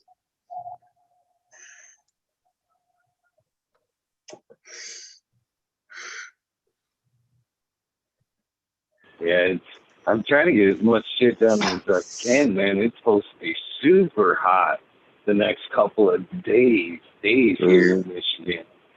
So, man, that's the beauty of being somewhat of a fucking introvert, fucking nighttime guy, third shifter is, man, I'm trying to get as much shit done in the coolness of the nighttime. So I ain't cooking, trying to sweat it out, trying to get this shit done tomorrow. I'll be relaxing somewhere, not trying to be out in that heat, that's for sure. For sure.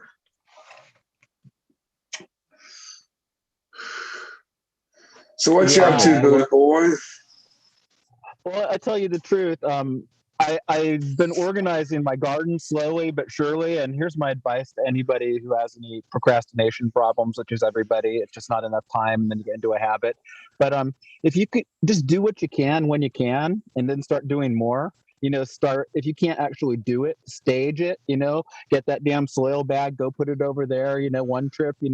Maybe go get the pots and bring them there the next. Pretty soon they're like freaking transplanting themselves. It's not a problem. It can be a three stage thing, but it's better than not fucking doing it at all. So I'm just saying, it's kind of like once things get shored up organizationally and you get your own thing going, and the garden's responding and you're responding to the vibe, you guys are vibing on each other, it's a lot easier to deal with. The small things are small things, there are no big things. So I'm kind of at that point in summer where I did a big veg outside versus inside. Come wintertime, it has to have a good veg space inside, and that's actually the weak part of my game. It's kind of like playing baseball without a shortstop. You can't fuck around with not having a good veg because you don't end up with good roots, so you don't end up with good yields. ... We all know that. But I've kind of been doing that most of my time as a grower because I've had limited space, and I like to whatever. So, but that's not an excuse. That's not an excuse. It's just a challenge. Anyway, so that's what I've been doing. I even got some seedlings out on the porch, ready to be transplanted before I go to bed because I got the soil in them and everything, and they're just like basically 8 of them or whatever there are just in a row, and boom, boom, boom, boom. But you got to start thinking about the next season. Right now, for me, I have to, because right now it's kind of a rainy patch after a nice warm patch. And suddenly I'm like, my organizational things are like, well, I better bring those in, even though I can veg them for another bunch of weeks. If I bring them in now, that gives me an extra month, later, veg some more things out there. So if you don't prepare, I don't know what the summer curve is like for you guys. You guys probably have an autumn. Well, we don't really have autumn. Basically, by October 15, it's pretty much winter. I mean, and pre-winter before then. So pre-winter would be autumn. So that's about all I have to say. With respect to everybody out there in the chat and our grow community, I just wish them the best in organizing. And also, don't forget to make selections. You grow on all these great things out over the summer, and you're going to be harvesting. Well, make sure you keep them around in some living form if you want to, like, maybe keep them and forgot to clone or something. So anyway, just something to think about. What kind of bug issues you have up there, outside? Mosquitoes. Yeah, mostly people bugs. There you go. Was that red pill? Yeah, mosquitoes are horrible. Yeah, sure. Yeah, I was They don't just bother telling your you. pants, do they? But there's no pestilence other than like thrips that might come with like a bag of soil or something like that. Or I don't take Gotcha. clones. I'm saying I've never had the bad stuff, any of it, because I mean Knock on I'm like wood. a one. Yeah, and this is the deal. I could have a problem tomorrow. I'd be asking everybody what. But I have other challenges. My own presence in my garden can be kind of like lukewarm and hot sometimes, and kind of cold sometimes, because I'm kind of like I think that Jimi Hendrix said it best: manic depression. I'm a good old-fashioned manic depressive, so everything else kind of suffers with it. But it's like this: the herb gives me joy in my life, and it prospers when I'm prospering.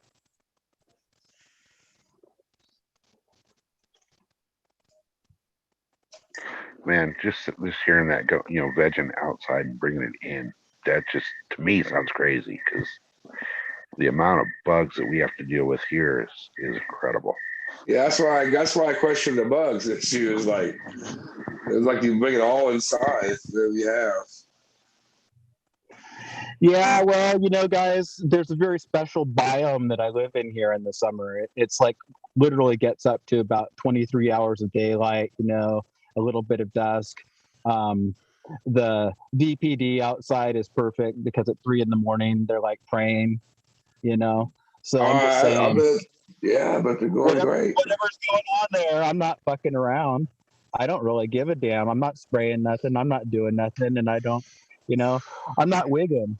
But here's the deal: even if I did have a problem, I probably wouldn't be wigging.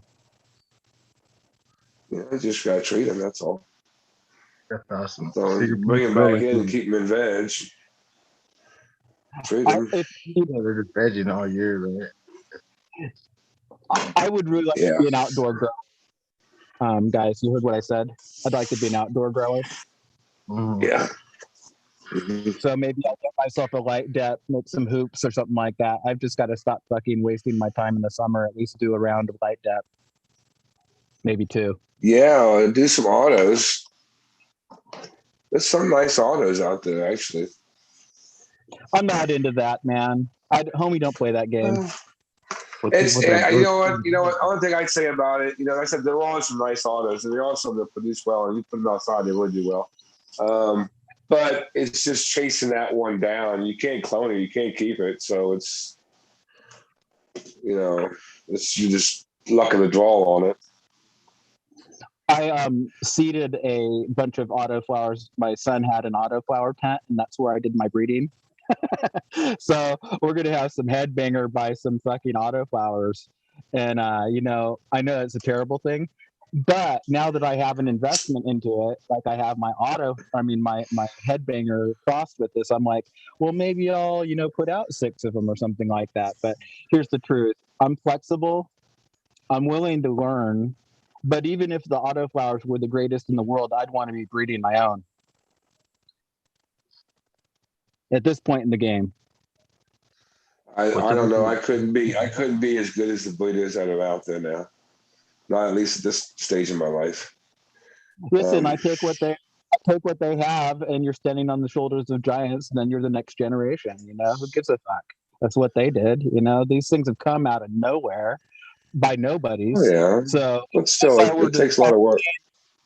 That they're nothing, that would be a stupid assumption. But what I'm going to say is they're probably something. So rather than say that they're stupid, especially in my environment where obviously they thrive, they're from fucking Russia, the same exact latitude. But my idea about autoflower is to basically take natural autoflower from regular populations and go for the high THC and say, fuck it, and go at it that way. If it's possible, I'd have to talk to somebody about that really who knew. But that seems to me to be the way. Like example, I once ran an AK-47, and I've had a number of things do this over the years. But they just go into autoflower, like right in veg. And it wasn't because they were root bound, or it wasn't because they had too much sea kelp, or it wasn't because, anything. It was because it was in their genetic code to say, hey, man, I'm going to fly like an eagle. Our friend Eagle. Fly like an eagle. Fly up a duty for that. If I share with you my opinion, it's a big mistake. Like, we love you, Buddha boy. Those poor autos. Yeah, fuck those autos. Buddha. Don't you think they're good for grandma? Grandma wants to grow a little pot plant on the porch. Absolutely red pill. That's why, seriously, ruderalis has been around forever, right? You remember it. We all do. Then the low rider, and things like that. It's all good. It's just not my ability. And who knows? Understand. I'm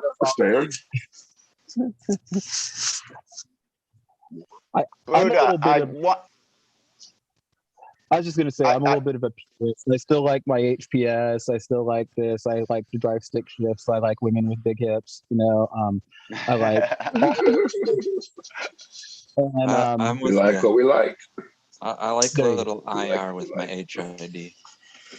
There you go. Mm-hmm. But I've got a couple tie strains here crossed with some gas. I wonder if that would work in your more longer light period, because they're probably going to be 110, 120 day plants. I'll have to send you out some of those and let you try them out there and see how they work. Let me tell you something, Captain 420. Put it on your list, but come next summer or the summer after, I'd love to let those go for a long time outside, because my tie cross plant has done the same 1 year plus with cloning, and he's still alive, and he's done 2 summers outside, or she has, and she loves it. It's like she doesn't want to go. She just wants to be alive. That's what I said to my friend the other day. She just wants to live. It's a plant. Cool. I'll get those out to you then when I get back home. That would be fabulous. Yeah. And here's the deal, you know, at your convenience, we're going to be talking to each other quite a bit over time, I'm sure, but it's like this. I would be down with that for sure. I love Thai genetics. I'm envious of you being there, dude. I ain't gonna lie. Envious as hell. I'd love to be sitting in your shoes right now. Yeah, Dude, I but know. it feels like I'm again 4 or 5 years ahead of my time. And if I return in 4 or 5 years, I think the government and everything else will be straightened out. Right now, it's such a mess. It's not even funny. Understand. We have that same Understand. problem. Yeah, we got a few problems here. And you could be old red state red pill too. How's Red Pill doing? I was actually gonna ask if anyone was gonna sing happy birthday. Whose Is it your birthday? birthday? It's my birthday.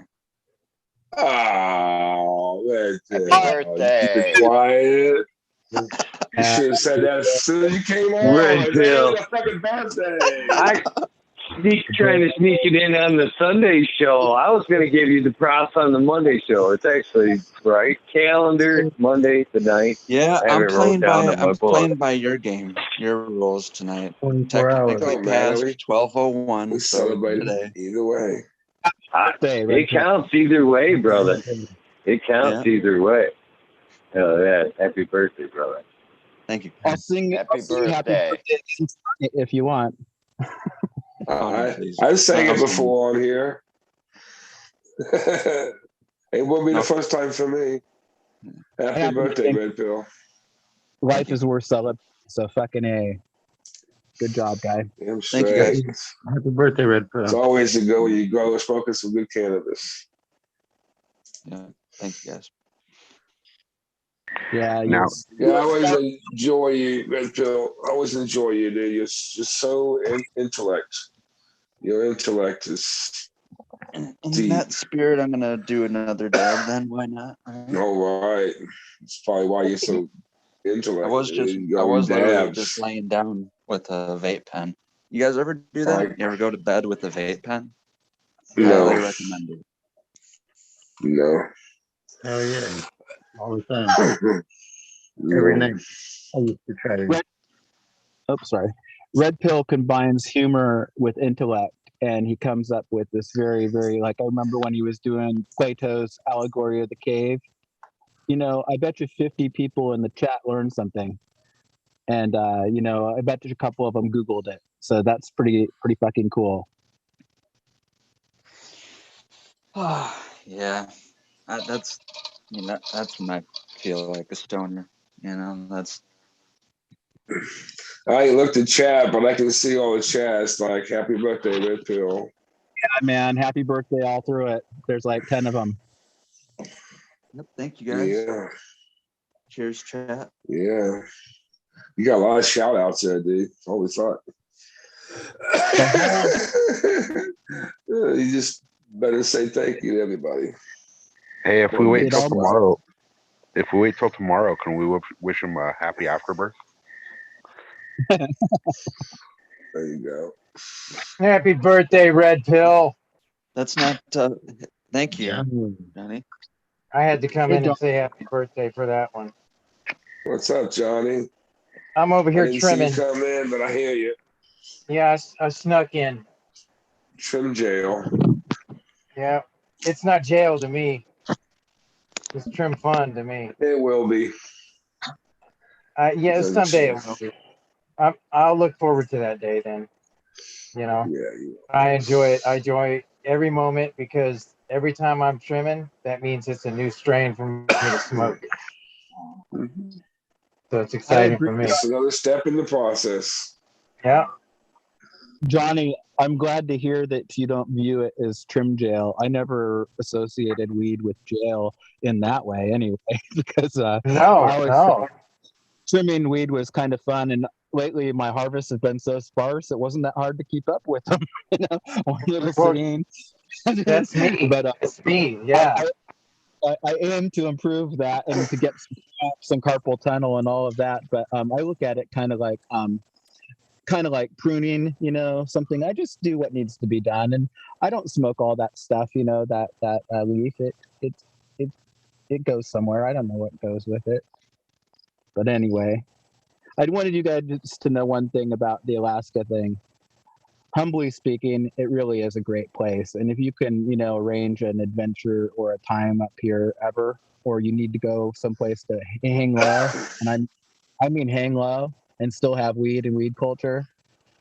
This is the place. It's basically off the map, so it's what you make it. And maybe that's the way it is where you live, but I like that about this place. Anyway.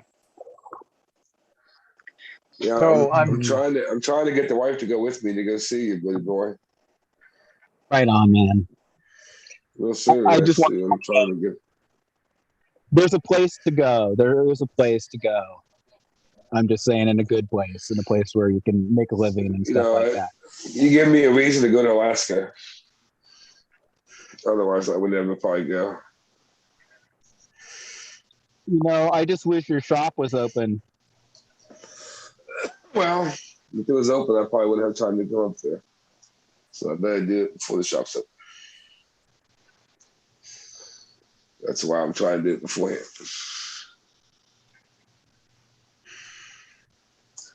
I would like the wife to go with me. Oh, definitely. Definitely. You guys could take the Alaska Railroad from Anchorage to Fairbanks or from Anchorage to Seward, a short trip there. And it's like this, riding on a train in Alaska across, the outback. That's pretty wild. Yeah. Probably won't get the wife to do that, but I would enjoy it. I'm just saying anything, it's like, it's all good. Cheers, guys. All right, you too. Cheers. Bottoms up. Yeah, I'm trimming up a few different kinds tonight. Doing little Amy Aces, some jelly bean, little Gondog Mimosa mixed with blueberry cheesequake. So a little bit of everything tonight. Guys, I actually missed you. It's been a few days, and it's like this. It's like we haven't had our powwow. Yeah. Yeah. Been rough. Yeah, if it hadn't been for Red Pill, I wouldn't have been on tonight because I was just, face first into this stuff. Appreciate it, Johnny. So I wanted to come on and celebrate with my boy Red Pill. No doubt. So how old are you now, Red Pill? You 22 now? That was my question. 22 plus 9. Wait, no, wait. Wait. 31. Or you're 28. You forgot. We'll just say what it is. You have a lot. I would like to be 31 again. Oh my God. A fair amount of life ahead of you. So that's good. You have enough experience to prepare you for the future. Yeah, like he was saying before, he's got a long time ahead of us old fuckers. Yeah. Here we go. We don't have as far to go. Love you, Red Pill. This one's for you, brother. Cheers. I'd give my right not to be in my 30s again. I don't know. Leave my balls alone. I don't know. I don't think I'll leave my balls alone. I like my balls. I might give a finger or something, maybe. Hey, I don't plan on having kids, so I only need one. I don't necessarily need them anymore, but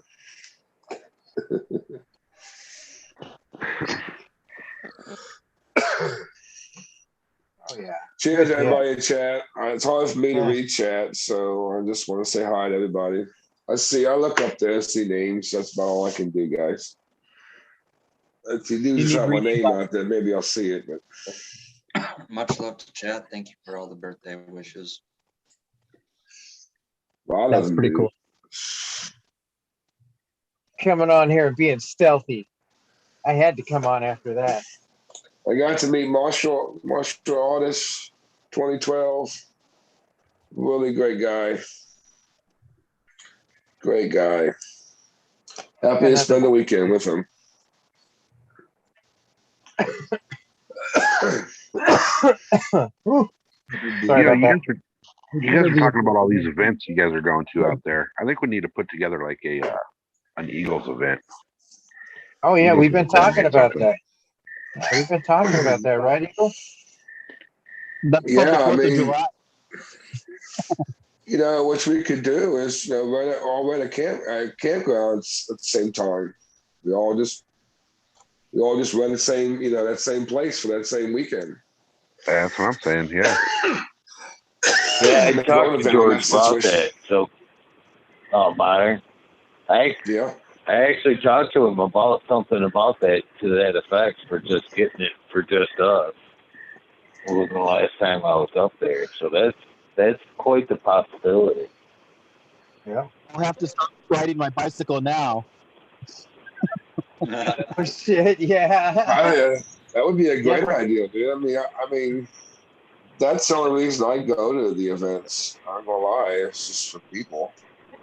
No other reason to go to the event for me. I wouldn't take the drive. I just wouldn't take the drive, but I go there for the people. I really enjoy spending time with people that I spend time on evenings and so forth with.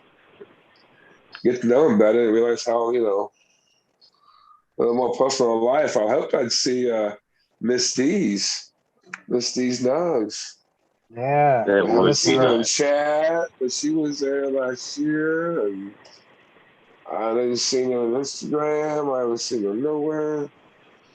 Hope she's safe I and tell you what, sound. modern. As far as meeting people and stuff like that, you made one hell of an impact on Lexi. That's for sure. I don't know how many times I heard for the following week. Modern is so funny. I I love like to enjoy modern. That whole week, brother. So, I thank do you like for to that. enjoy myself. She needed a good outing like that. And That's good. she She had the had a giggles. great time. Yeah, she was. Great to be her age again. I have a good time with myself. Not that I'm funny, I just have a good time. And I was having a good time, obviously. Otherwise, I'd been all shy and concerned. And I hear nothing but good times around you, Modern. I can't wait to experience some of that fun stuff. That'll be good. yeah, you gotta, this event coming up the end of March is open to anybody, and there's a lot of hotels by, and I, as experienced as I am to seeing different events, I give this one 2 thumbs up. It's the best event that for me to go to. I mean, everything's right there together. Great music, plenty of space. I mean, it's just I couldn't ask for a more comfortable event. I mean, seriously. And the event's free. And like I said, there are some giveaways and stuff. It's I would love to see people that would take, I'd fly. I was getting ready to fly to Oklahoma to go to the event. Just to hang out with more people, meet more people in the community. Or So you were I going to urge fly down to people, Oklahoma? to reach out. You can take a flight. I flew out to Fresno and hung out with Fresno nerds. Yeah, that's right. You I did love that, meeting didn't you? people. Yeah. Yeah, I not just meet them. I met a whole bunch of people. I, You know, I met I Ali was wondering Noble. about that. I was wondering about that. I didn't know if you were living near them or they were near you, or that didn't make sense No, to I me. But took I that's took the cool. You hike, dude. I flew took out the there. hike. It was a fucking expensive hike. Man, that's fucking tight, man. That's awesome. But you know, yeah, I saw Chad up there, Spiky Pilots. Yeah, I make a mean hot dog. I make a mean s'more too. Yeah, I felt bad for the people that were camping there this weekend. I looked at their tents and they were just mud all Oh over them. I man. mean, the splash up on those tents was severe. I mean, it's just like if you had a tent, I don't care what you had, it's trash. I mean, it was what a mess. I felt bad for all the vendors. I also felt bad for the people who are going to come there and deal with it. I thought there was a little lightweight about the parking. And, I How don't long want did to that put. flood I don't last? want I don't want to try to beat anything up, but in comparison to other things that don't cost anything, wow. I mean, I can't wait till the end of the month. That's all I can say. What'd you say, Johnny? Oh shit, I don't remember now. Oh, I'm sorry. how long did the deluge last? The rain and everything that came down. Oh, I guess they came down on Friday at 4 o'clock, and it just came down so much so fast that it couldn't dissipate and it couldn't soak into the ground. The ground was drier before then, so it just all ran to this middle part, and it just washed a lot of stuff out, and flooded a whole bunch of the campground, and kind of made a fucking mess. The parking lot, the park, people were getting stuck in with with mud and shit. It was it was a mess, and then to spend a bunch of money to go there to boot. Like I said, if more people were there, and I did appreciate, the support the event based on the history of the property. And this is the second time I've been to that property for an event. And I'm happy to support the meaning behind that property. There is actually history to it. And, but I don't necessarily support the cost. I guess it is what it is. There's a lot of vendors. There was a lot of people. Modern. So It seems like this is not a suggestion, but it's kind of like finding a niche. And what I'm saying is, I used to run an outdoor market booth.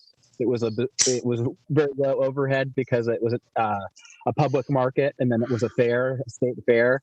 And what I'm saying is, in vending, whatever it is, if it could be your product, that would be the best, But to be able to make the rounds, sometimes it's not for everybody, but it's really a lot of fun, and sometimes there's a lot of cash flowing, depending on what situation you're in. Maybe more so in the past, but I'm saying if you have something to represent, even yourself, you're looking for investors, whatever.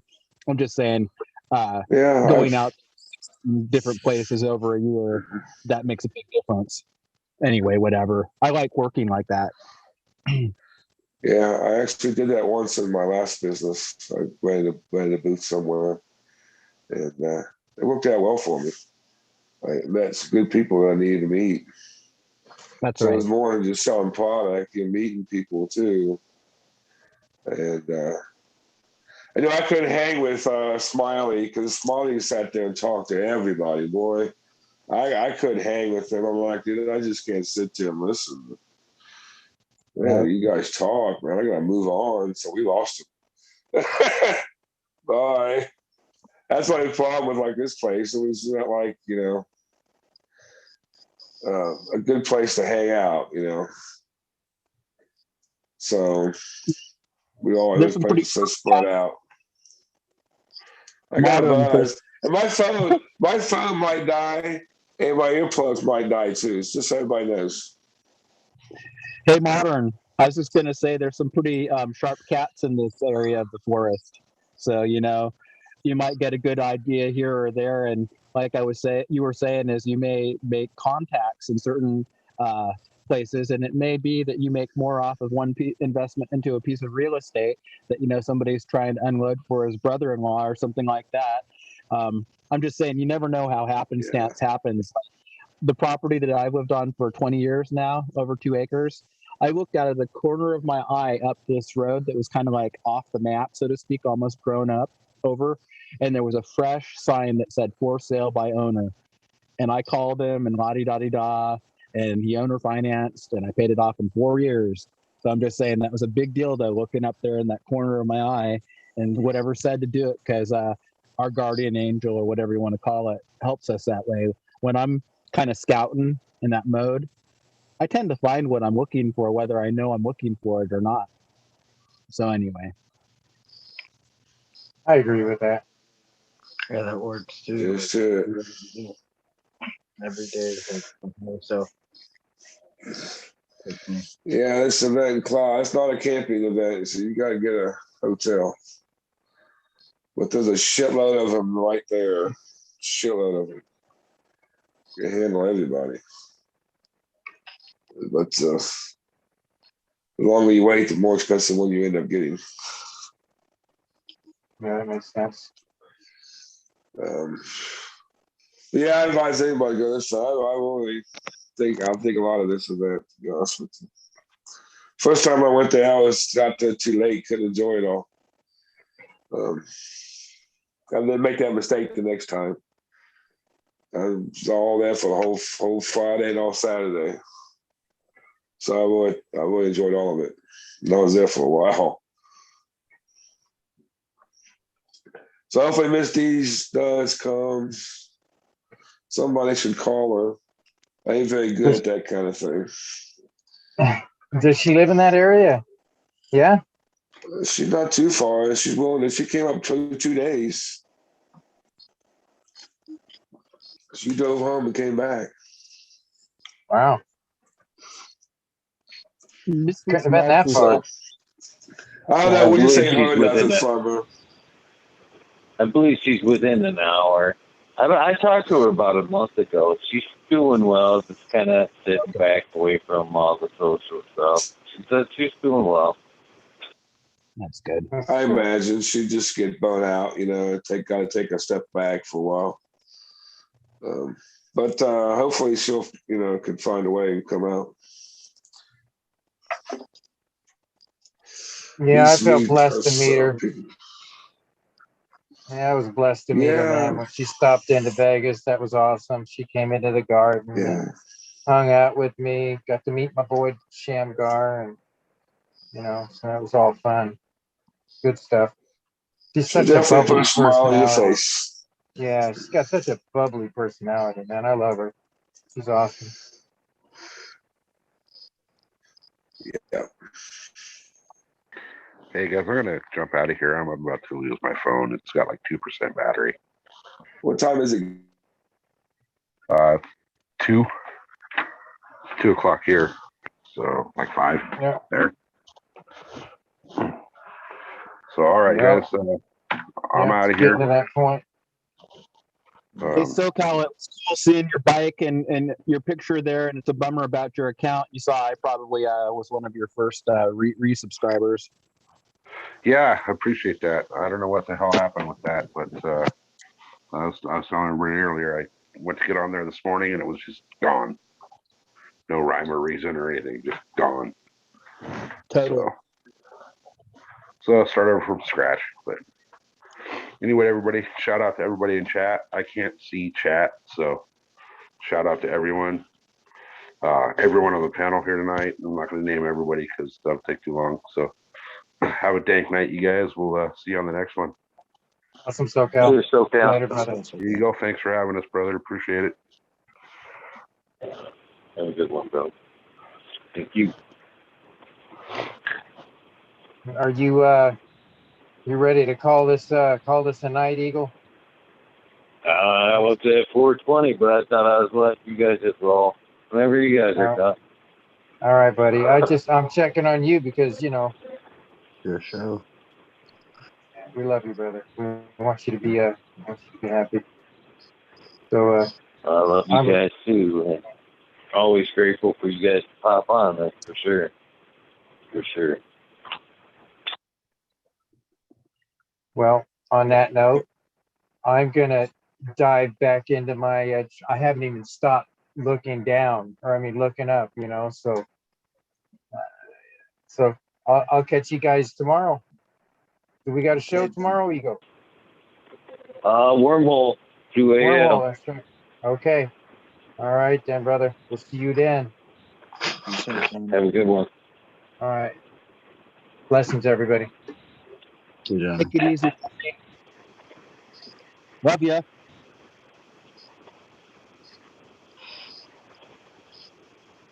Hey, Robert. I think we got the same glasses. We got the nerd glasses. We do. I've got another pair that are more stylish, and I put them on like just a second ago. I changed them out, and I realized these ones actually see better. So the cool ones are going to only be good for special occasions. But good choice. Yeah, I have to use them because the small print, and particularly the computer and the your phone and things like that. Some reason my eyes are not sensitive to that. Somebody said that your rods, they actually change at a certain point. They kind of whatever, but I still have very sharp, clear vision otherwise. So I don't know what's up with that. Anybody have any idea? That blue light, that damn blue light coming off the screen. Was that it? Well, that's red pill's crazy hypothesis. Yeah. I like your hypothesis just fine because it's like this: the probability is more that you're right than the majority is right. Oh, he's right. That blue light. Oh, go ahead, Eagle. Go ahead, Brenda. I was just going to say that blue light can be bad for you. Bad for your eyes, and moreover, blue LED is bad for you as well. Time under blue LED. I said that a long time ago when they were making just blue LEDs for beds. I was like, man, that's just horrible for you. But that's something you can look up there. That blue LED is not good for your skin. I was gonna say I always thought it was weird that TVs gave off that universal blue light. I don't know what that is. Like when you watch TV, you can be watching like a football or a soccer game. The screen's green. They're looking at the field, but then from like 20 feet away or outside the house or room, it's just a blue glow. The television afterglow is actually kind of an eerie thing, like if you go for a walk at night, when everybody's kind of asleep, you see these televisions that are on and people are asleep in front of the television, and maybe there was a sign off time and then there's the snow. Man, that shit was creepy. Yeah. I'm traumatized because of The Ring movie, that damn static. I read a book similar. I'm sure it had a different plot. It was like a science fiction, but it had like aliens that broadcast their imminent arrival, and then somehow they came through the pixels to life. You just come home to bring your whatever grandparents' food, and they're foaming at the mouth with the TV on static. I didn't have a television for a lot of my life, most of it actually, like literally none for decades. But I did have television during formative years in the 70s. So I'm kind of glad of that because it's like, those contexts of those wacky shows, sitcoms, and things like that were really something. But when we came to Alaska, it's kind of like we renounced that kind of thing because we were living a simpler life, I guess. I know that sounds weird. Same here. I have no TV. You weren't missing much. I was just busy doing other shit. Everybody does things. Here's the deal. Everybody is equal in the end. So the one thing I like about growing up in rural place is that in isolation, you can focus on things. So if you're good at something, nobody's going to stop you from becoming a great guitar player or a good runner or a scholar or whatever, because you know you have time to focus on that. So I think that's kind of like the inheritance of those who live in kind of that wholesome living, you know, that luck of the draw.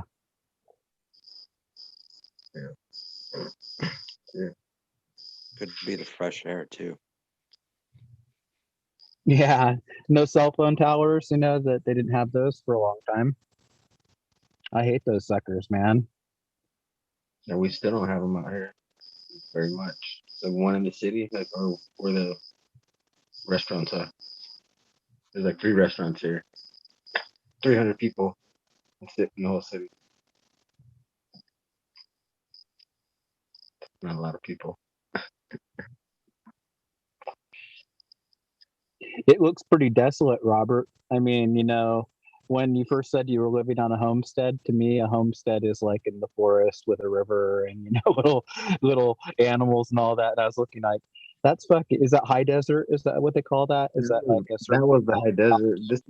This is the other side. This is that was Thousand Palms. That was I felt better there. But like this is I'm in a house now. So like I got like water and electricity and shit. I don't have to live off the Yeah. solar panels no more. So it's like now I'm getting used to like this life. Just sitting on my ass and watching stuff grow indoors. Like starting to Well, get my cheeks back, starting to get fat. See my dimple how, now. sorry to interrupt. How's the greenhouse coming, man? It's like, it's massive, man. That's Shit. it's real Bugs awesome. have eaten the shit. The bugs have eaten like all the weak plants. So like just those big ones are, and the ones in the other pot, they have like natural soil, like good like organic shit. Like the other ones had just fucking cocoa, and so they had no defense and no food. So like the bugs ate those faster, devoured them. Fucking like Japanese beetle, whatever that shit is, just like eating right through the stems. Fucking The fucking eating. predator and eat those beetles, but I guess you'd have to leave that up to some other type of critter or scenario. But isn't there something you can give them that'll like make them like implode, or you know? Antimatter? What are we talking? I'm talking about alternatives to pest management. Let's like get the sonic boom in there, or, you know, at the frequency of fucking vibrating those sons of bitches right off of your plants, and then it's done. And vibrating them to death to the wormhole to the other side. Fuck. Red Pill, you can come up with something. Laser beams, right? You know, fucking Still come up take with it out. something. You know what's funny is I did think of if we could engineer insects. This is a weird high thought I had. Like, what if you made a specific insect that trimmed your weed for you?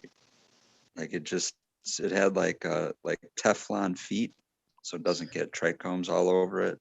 And it just went around and took all the leaves off and left you with, and they all like went right back in like a little box that they came out of, you know, like little robot insects that were like autonomous cannabis trimmers. They just came out with a life form like that. Like it's a whole new life form. Look that shit up. Like I just saw it this morning. Like on Orion is no fuck. I forgot the guy's name.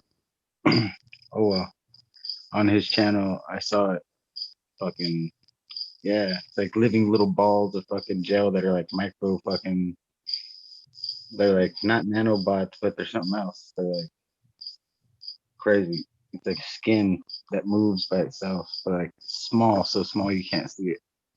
So it could go into you and do like weird shit, just like the other thing, but like this is more transformed, like more small, and it's like its own living being. It could like live on its own.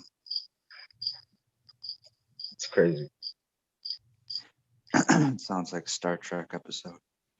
Yeah, it sounds like the Blob, but like smaller and like more nano, like little bots of living cells, but they're their own living life form. Like one of these organizations said like, yeah, it's its own living, it's a new life form that, but it's man-made. It's like electronic, but it's fucking yeah, like sea monkeys, but for nerds.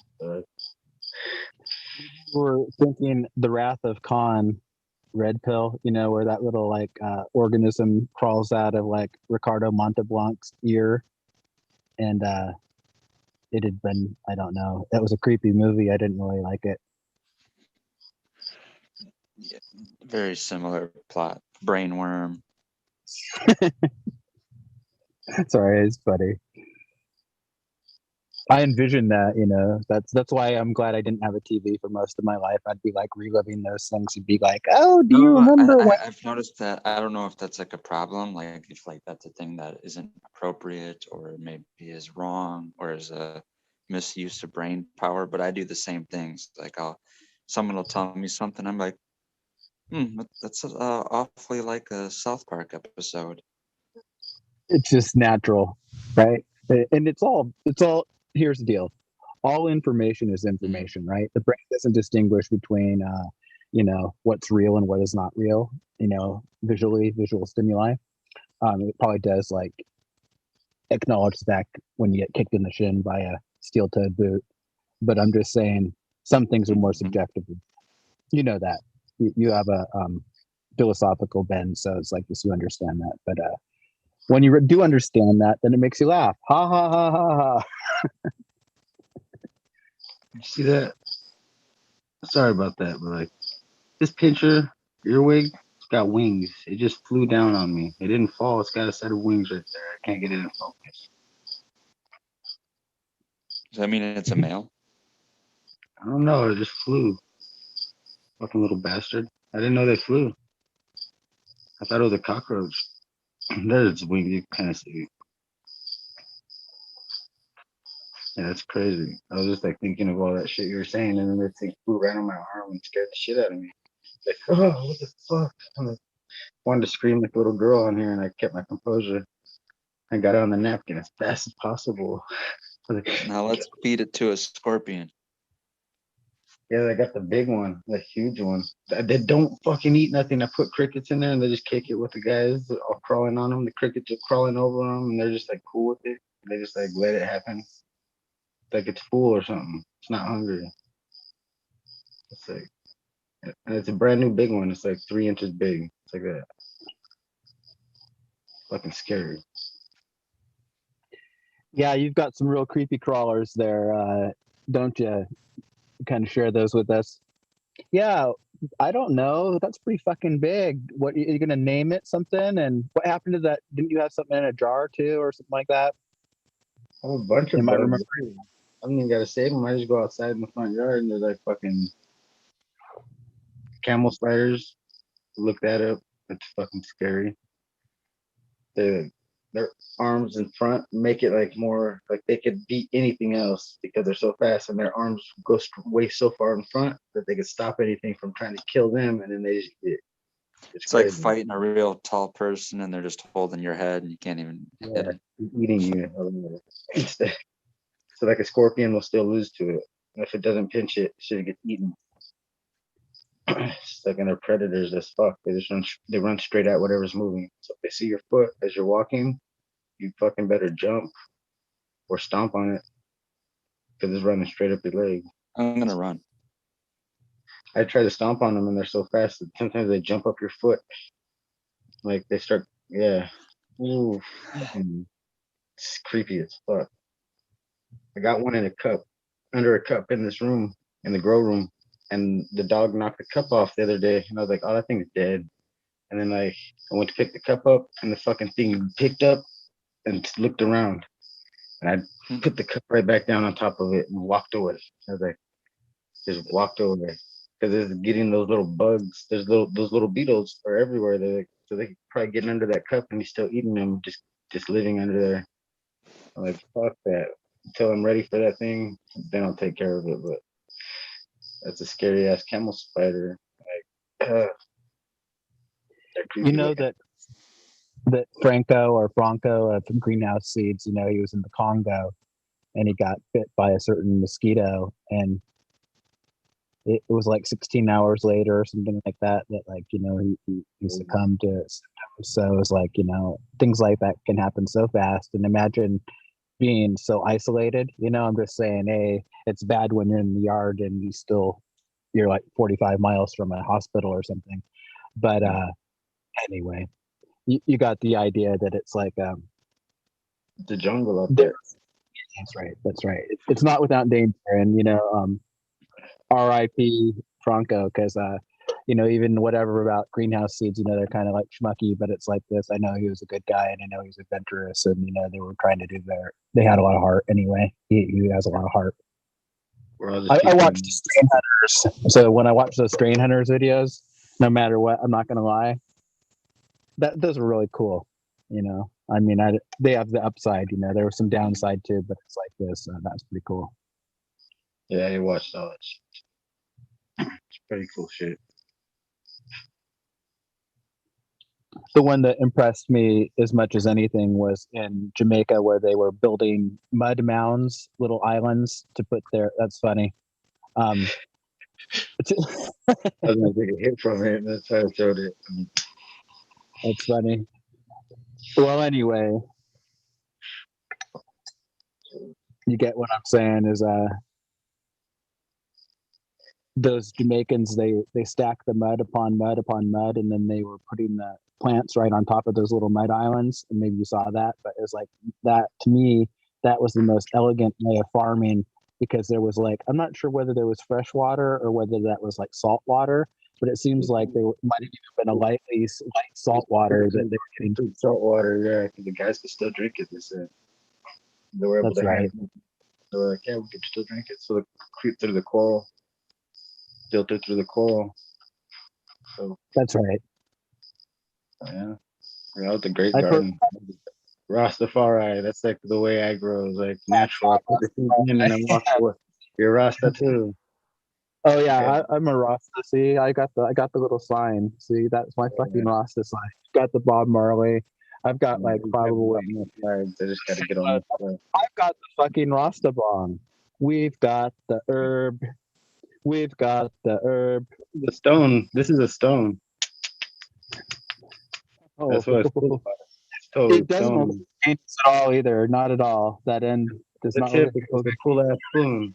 This is how you gotta pass it to people. You say, here, take this, and then they're like, where's the carb? And then they take it and they're like, what the fuck? They're like, I don't want to hit that, bro. It's like, just hit it, be a grown up about it, and fucking get the piece.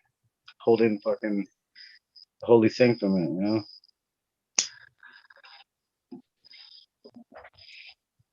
Gotta have a sheep's horn chillum.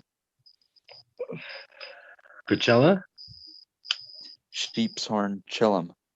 Oh, I thought you said at Coachella. I was like, fuck, I live right next to that place. But yeah, the chillums are fucking my favorite to smoke out of, but the sheep's horn would be fucking an honor to have one of those. I would love to have one. Can't find one that's affordable. Everybody wants so much money. This is a very inexpensive glass chillum, and it's more like one hitter. But if you know how it works, it's all set up to be a chillum. Yeah. And somehow I haven't lost it. So I wanted you to see one thing though. You see the red, gold, and green for Africa. Africa unite. So anyway, that means I'm a Rasta man. I'm just joking, guys.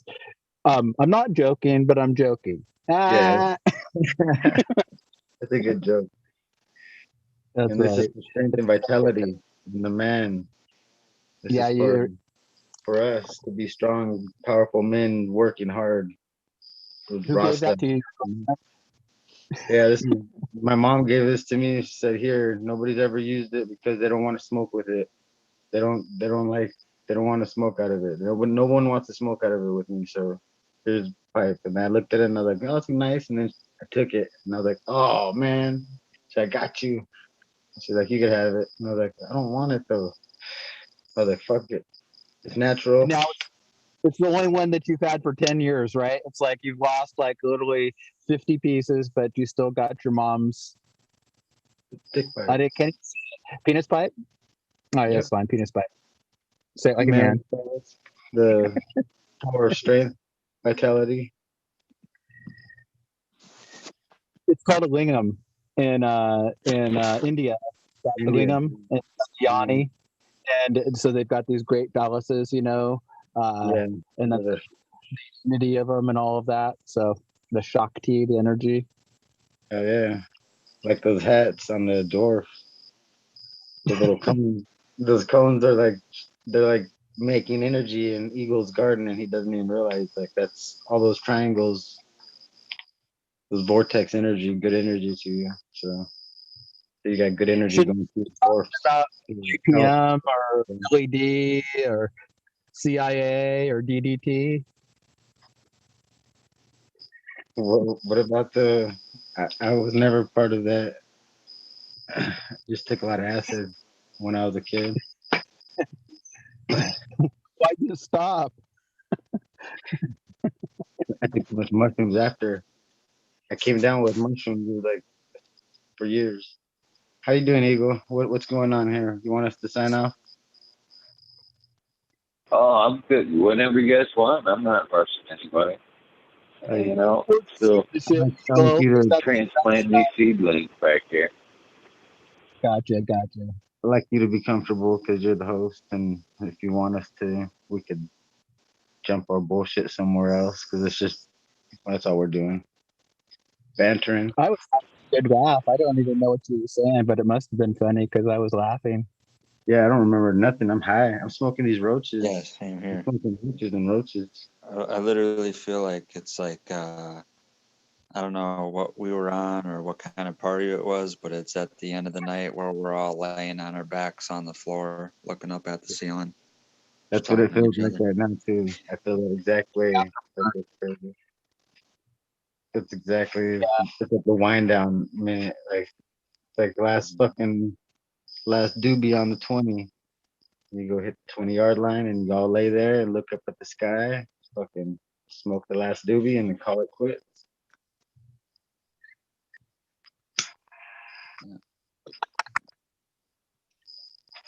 Red Pill. I remember you talking a little bit about some of the strains that you had in the past, and I think that probably we were like ordering from the Attitude at about the same time because some of the cultivars sounded familiar. But that's kind of fun. It was kind of neat to get anything, and they were giving away a lot of good stuff.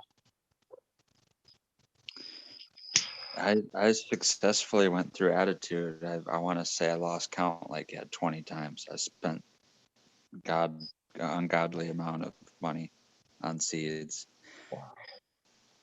Yeah. Wow. I pretty much, I don't know when it was, but I think I had at one time a complete TGA seed bank, like all the way up until I want to say what was the newest strain?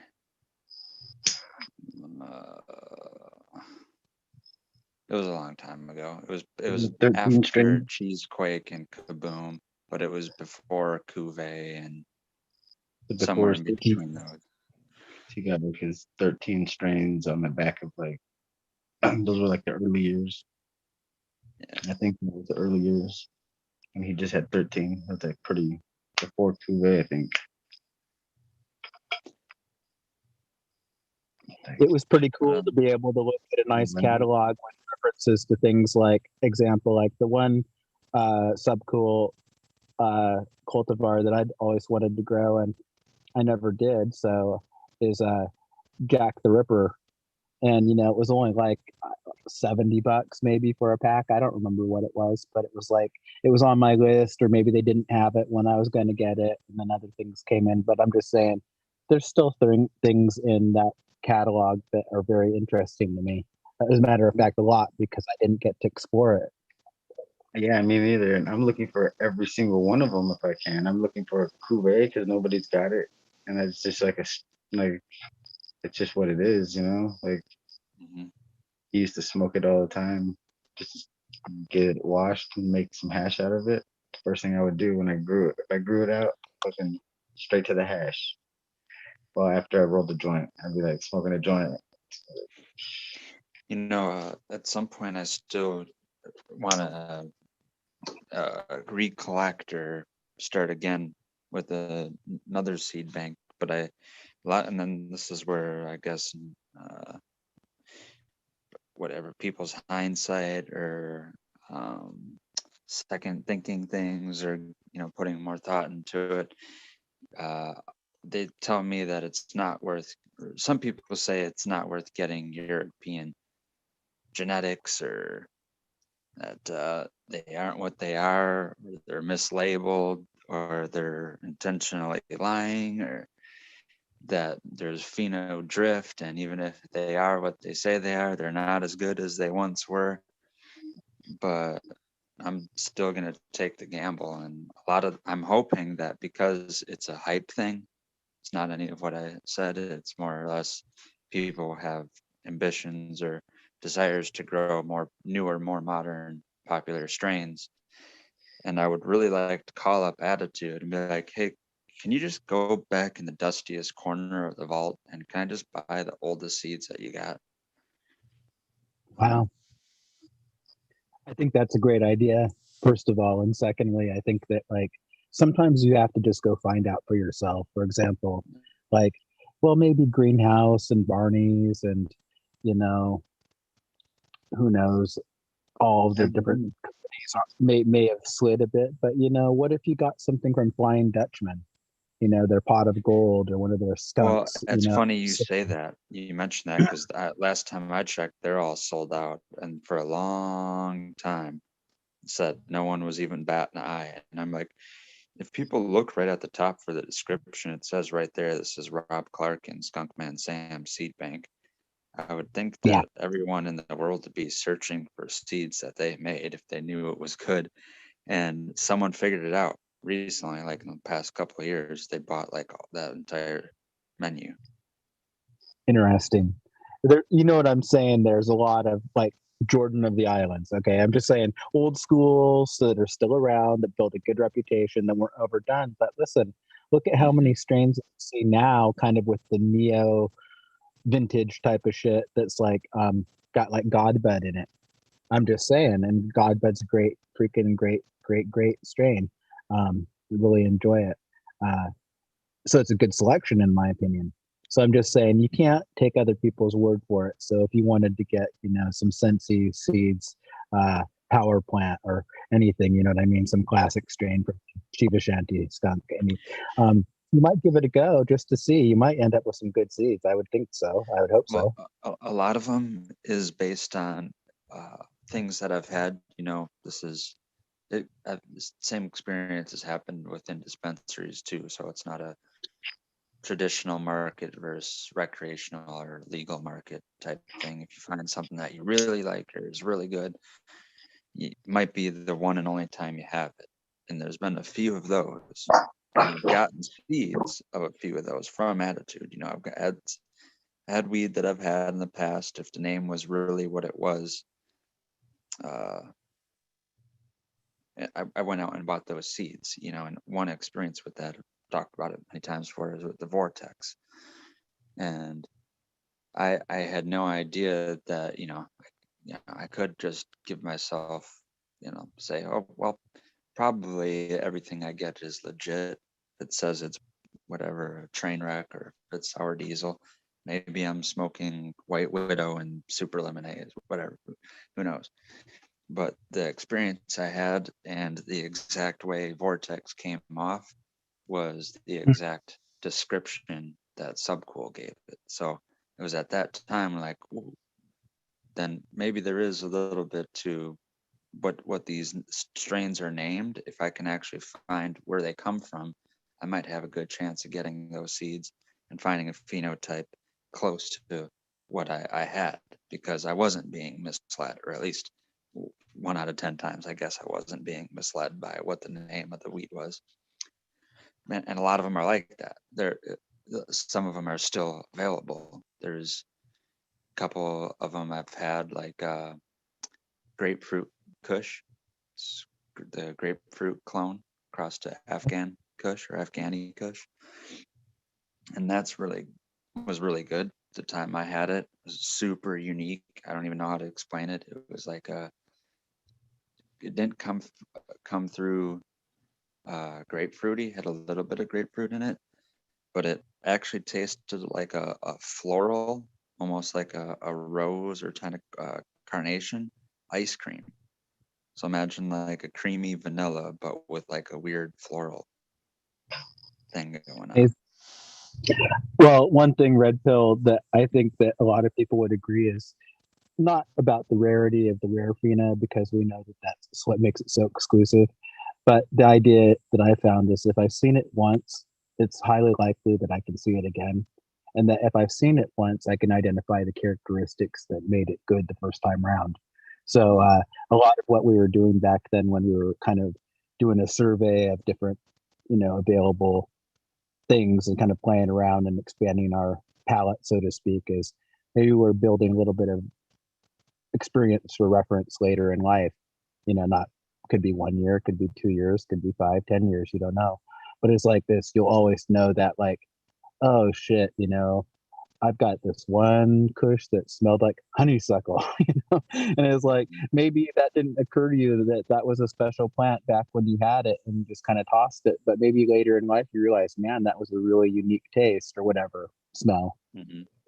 You don't forget those things.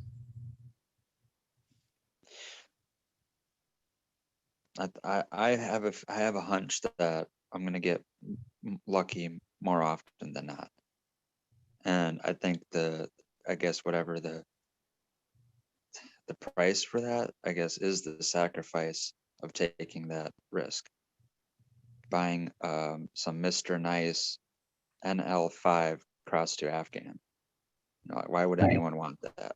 Well, I want it because one time I had something that was purple Northern Lights.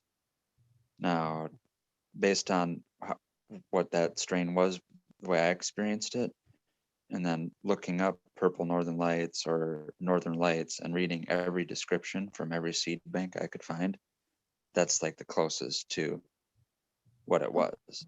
So I could be, totally off, and then who knows, I might end up lucky in another roundabout way where I get something and then I find something I like that's totally something new or different. It's not like what I was going after, but it's just as good anyways. That you can get lucky in those terms too. But yeah, I do have like I guess it's a blessing to have that kind of what would that be? Not a photo memory, but a taste bud and nose memory. Fact. Yeah. Well, with Mr. Nice seeds, I've only bought the critical mass and 18 seeds for it was kind of pricey for me at the time, but it was like this. What I really would like is the NL5 by Hayes, and also the Black Widow, and any number of the kind of breeder strains, because I think a lot of people get their stock from him. I know that's just the case. So there's a lot of, like you say, the Afghani slash what was that cross you just said? I'm Northern sorry, Lights. Northern Lights. That gravitate more towards the indica hybrids of Northern Lights. I think a lot of people kind of, I didn't experience it, but a lot of people like I'm talking about had really good like Cali Mist NL5 crosses or NL5 haze or super silver haze NL5 crosses and those kind of things. Another Northern Lights good batch that I had, and this is another thing, I've talked to people that have no more of the history, and it's another thing like question why would someone mislead me? Why won't they tell me it's something that it sells better? Well, one time I had Northern Lights number 3, which is a kind of odd one and a rare one. This was back in like 2005, very early on in smoking, and I told people and dated it, and they're like, it's pretty unlikely that it would even be around that late. But, and then I would say, like, tell them the same thing, like, well, I don't think I was being misled because of, being spot on and nailing other strains that I've had that were what they said they were.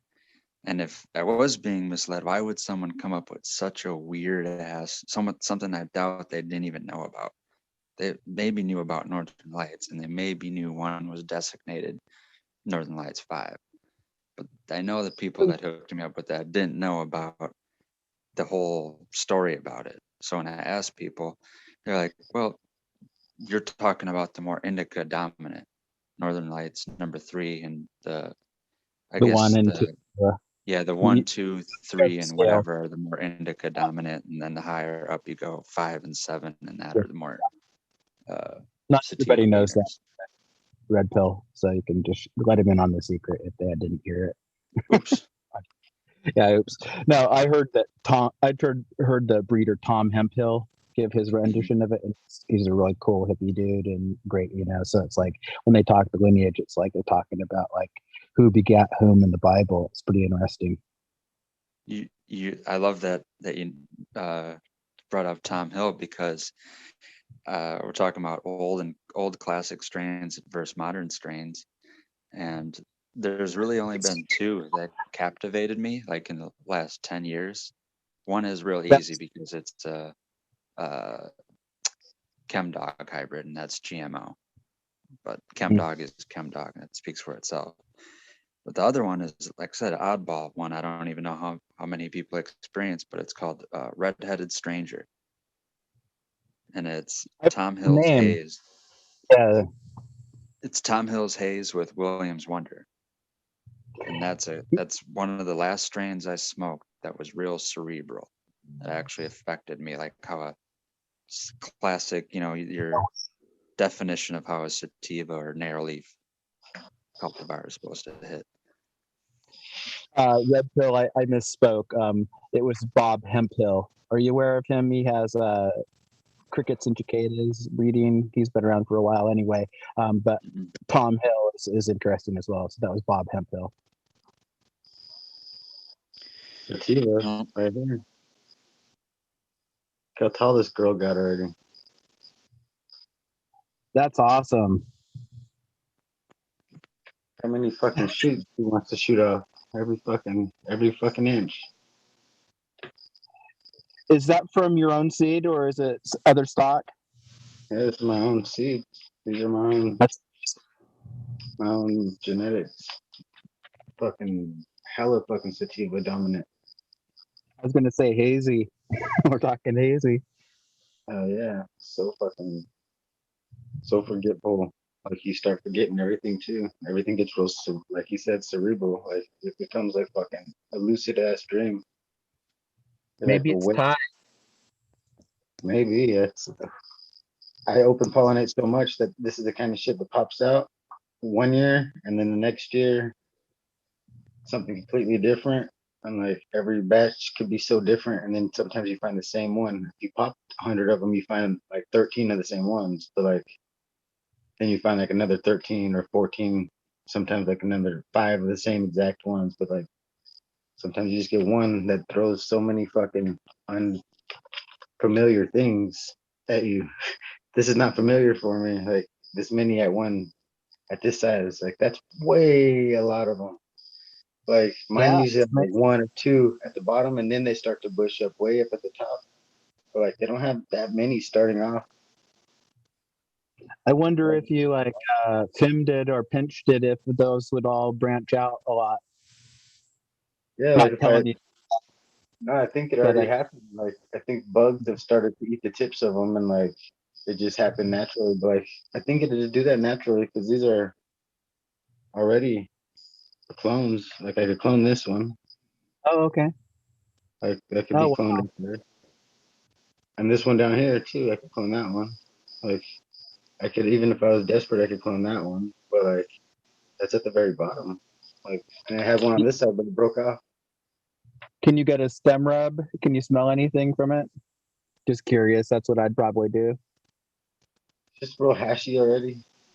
Oh, See, interesting. the dominant to the one that I have is real hash. Like it covers hash, just like hash as fuck. Like everything that I grow, like it smells like hash. But when you get like one with fruit or something behind it, it's like, or like cat piss, or like some, like it's got like some ammonia and some fucking acidic smells, like and some paint and some other shit. And some, a little bit of that cat piss. Can you and I say had cat cheese. piss? I had cheese at one time in my garden, and that was like the first year everything got pollinated, and that was by some stinky ass shit like bootylicious and black mamba and citrus sap and grease monkey. And those were like the dads that got the whole garden, and that fucked up my first year because I was growing for weed. I wasn't growing for seed. And then after that, I started figuring why not let's just grow for seed now. I bought some hash bags and fucking took it from there. Just fucking started fucking growing all for hash for all the seeds that I could for free seeds, you know? Like free seed, free seed. Got all this free seeds. Tins, a bunch of tins with fucking popcorn tins, like 4 or 5 of them full of shake with all the seeds that I haven't separated.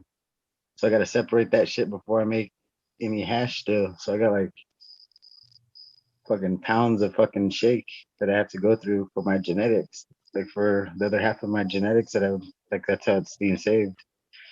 It's like otherwise I would have Well, nothing. over 10 years, I collected and I kept buying all these, different cultivars with the idea that I was priming myself for viewing them as seed stock. Well, it wasn't until over 12 years later, 13, 14, 15 years later, 13 years later, whatever it is, finally got around to making the first cross, but I can see how it's awfully addictive. So it's like this. I don't think I wasted time in the sense of like studying what the plant was and how to grow it and the different expressions of what other people were doing, over 100 cultivars, or a lot more than that, Yeah. But here's the deal. When you do that, you're basically paying your dues. And it's like this, if you're doing it like somebody who's a student of the plant, you're not going to be lost on certain details of the plant. And especially when somebody points those out to you, somebody who may have more experience than yourself. So timely enough as it was after living kind of the isolated underground life of a prohibition dope grower, to actually realize a lot of what I was doing was right, but a little bit of it was misguided. And there were a few elements of the puzzle that I didn't have. And just applying some of those principles, I can see an improvement in my game, and it kind of actually gets me excited. And the fact that I actually got to do my first cross is actually very humbling, yet very revealing, and it's as educational as any other part of the process that I've ever experienced, and maybe even more so. So that's all I have to say about that. Yeah. Yeah. I took the route of whatever comes up and gets bred, and whatever falls out of that plant is what's going to be the next generation. And like natural, I didn't select nothing. Let the wind do its job, take the males after, and they would pollinate the whole garden. And just fucking next thing you know, you're sitting there with thousands of seeds from fucking 6 years, 7 years, 8 years, just fucking build up. And then you ask somebody for help, and they go mix all your seeds up together to go try to save space. Mm. That was the most killer thing that I've ever had. I still have those are all the seeds that I have like to give out. Like they're all mixed now because of that shit. And I'm pissed off. Like my whole shit's been mixed. So it's like a mixed batch anyways now. Like even though it was open, each plant had its own seeds, so I just saved one plant seed separate, so they could be somewhat separate. So at least like this is the mother. But no, now it's like all of them are mixed, just like if it would have been natural anyway. So It's luck of the draw. It's kind of like it's a different philosophy. It's kind of like Zen or Feng Shui or Wabi Sabi. Is like it is what it is. And you know what? It's totally legit because that's the way nature's planned it. That was nature's plan, not your plan. And think of yeah, all those little wannabe god people who pretend their room is like the universe, and then along comes this little horny little plant, this little feminized fuck, and he goes blows his shit all over everything. How do you think they feel? Do they feel like they're violated, or do they feel like they're in the Garden of Eden? Two Now they're two getting things I'm pro wabi sabi and pro feminized seeds. I'm in that camp. I know those might be contradictory, but maybe not. good time to step in, Red Pill. Expound. Well, I've been thinking about that lately. You know, like things that, like okay, like contradictory. Say you do a breeding project and you got a super dialed in environment and you're doing a synthetic, regimen, feeding regimen. So in my mind, this is just my philosophy, is you're at that point, what you're looking at is the actual true, uh, you know, uh, what the plants are giving off. They're defining themselves solely on their genetics, and it's a true phenotype, because you're not leaving it up to something that you have that you have to do guesswork and math behind, like what kind of biology in the soil is going on, and uh, the bioavailability of what kind of nutrients are readily available, so, and let's say things that aren't dialed in your environment, like not taking advantage of LED light with humidity or temperature or CO2. If you didn't have that, then you have guesswork on, are these plants performing the way they're supposed to, or are they not performing because not in an optimal environment. So we got optimal environment, every plant is basically getting the exact same nutrients. I would say that's my philosophy, the best way to do a pheno hunt, because that's when plants are really going to speak to you and tell you what's different about them, because you did the math into figuring out, well, based on how wet the pot was or how hot it was this day, maybe the plant is trying to grow a different way to adapt to its environment. Not, you have to grow a plant a second time or multiple times, and the environment or what you feed the plant, that biology or the availability of the nutrients is going to be different every single time, and you might get different expressions. That's the word I was trying to think of. Expressions of what the plants are. So there is little benefit to the scientific approach as far as that. Oh, we're all scientists. We're all scientists because we all take data to all the little shit that we do. And if we don't write it down, we keep it in that journal in our head as growers. I know I do. How about you, Buddha boy? Well, Got you with the muscle. I put a little piece of cheese in my mouth. I know it's not kosher, but I have to fuel this dragon. But Oh, it's super kosher now. let me get Kosher back to kosher schmotion. I'm Rasta, but I'm not fucking the mystic man. I eat hamburgers and sometimes pork.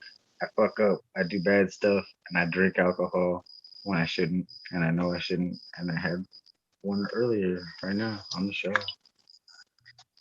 Oh, that's all right, man. Horrible company too, though. I've got a it's called a red. We've got Red Pill, and I've got Red Bull. And you know what? This is the yellow edition. I like that one, and I also like the one called Passion Fruit or whatever it is. It's good. I like the Arizona RX, the one with the yellow. It looks like nuclear waste. Cheddar bot. It's the round stuff, the little round stuff, that cheese that's like. Oh, the balls, the Bella stuff. bells, Bella Baby balls, baby bells. I shoved it right in my throat, and I couldn't even talk. I love those. So fun. I used to get those. wish I had 2 of them in my pocket, but I only had 1. I used to keep them in my pocket so they get all nice and warm and fucking melty, because I only do that in the wintertime too, because cheese out here, it gets real melty in the summer. Fucking. How about you, Red Pill? Wisconsin cheesehead. The only thing here goes another weird Red Pill fact. I only eat cheese if it's on a pizza. Wah, wah. I'm from Wisconsin and I don't like cheese. What's wrong with me? Are you serious? Serious. Nice. This is Okay, we're gonna have to have a show together. All three of us uh, crazies. Because I think Eagle might want to wrap this shit up. It's already like 4 o'clock, 5 o'clock, Hey, 6 o'clock where he's at, right? So like yeah. we might have to make our own show, guys. Like the bullshit show or something. Random hour. yeah, the But like Gong Show. I mean I'm the Bong Show. pretty sure he's too nice. He doesn't know how to say no still. Remember he was reading books on that stuff, guys? We're enabling him Oh, to not say no. So we gotta like say no for him. Is there one of those books, How to Say No for Dummies? I fucking want that one. And not for I, dummies, but how to do that. Yeah. I used to I, read them I, too. I always Brandon? took advantage of my grandma. I know She could never say Eagles on. no, and anytime I asked for a Happy Meal, I got one. Eagles on. Eagles on. Go, Eagle. Your show. It's all good. Like I said, if you guys want to keep it rolling, you can keep it rolling. I'm about ready to head off to bed here in a sec, though. I got to too. Yeah. I do want to hang out longer, but I'm gonna be around later tonight for the wormhole. So Oh, There you yeah. go. I got a really nice time, guys. It's been great talking to you. And it's been a long weekend, so we'll just adjourn this meeting. Yeah. We could always get together somewhere. Like we're people. We're humans. We have to think about Eagle sometimes, guys. Love you guys. I'm out first. First one out. Thanks for having me. all right, man. Peace out, Green Fingers. Peace out. Red pill. Yep. Peace out, Have a little good boy. right. Thank you for coming, brother. Love you, Eagle. Have a great night. Morning. Shit. 30 morning there. And good Love hang you in. too. Have a good. All right. Okie I'm dokie. gonna Wait. I'm gonna be the next because it's your birthday and you get to say goodbye to Eagle last. And I know you like to say goodbye to Eagle last. Okay. And no. Excuse me. It is your birthday. It is your choice. I'm gonna. It's my birthday wish to have you do the outro with Eagle or be the last one out. So Okay, that's just fine. So I respect I'm that. already. I'm already crawled into bed and I'm ready. I took my nighttime eye drops. So, well, I should say morning time eye drops, but nighttime right now. So I'm back on the night schedule. I'll be back in the wormholes more often now. But Hell yeah. Good to Have a see. great day, Red. yep. Same Happy to you guys. birthday, And bro. thank you for all the birthday wishes. Cheers, chat. Same to you guys. All right. Respect. Good night, guys. Peace. Good night. Red Pill. Well, Hey, Eagle. Buddha, I always enjoy your words of wisdom and common sense when you pop in, brother. You know, I I'm feel always like grateful. I'm glad you finally did that episode so we could have this experience. I know you was on the edge there for a while, but I'm still very grateful you decided to do your episode, brother. Oh, listen. Much respect to you in the community. I at the age of 51, I'm growing, and what I know, I'm showing, and I really do appreciate it, and I appreciate our relationship too. As we're middle aged, or we're almost elders in this group, So it's like we've got to learn a lot too. I've got to work on my own sense of leadership too. That's kind of like I realize I've benefited a lot from other people. I can share back and give back.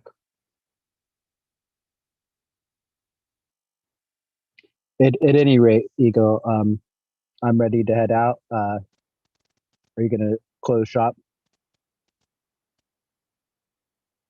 Sir, yes, sir. I'm gonna wind her up and get ready to hit the sack and get up and do some trimming.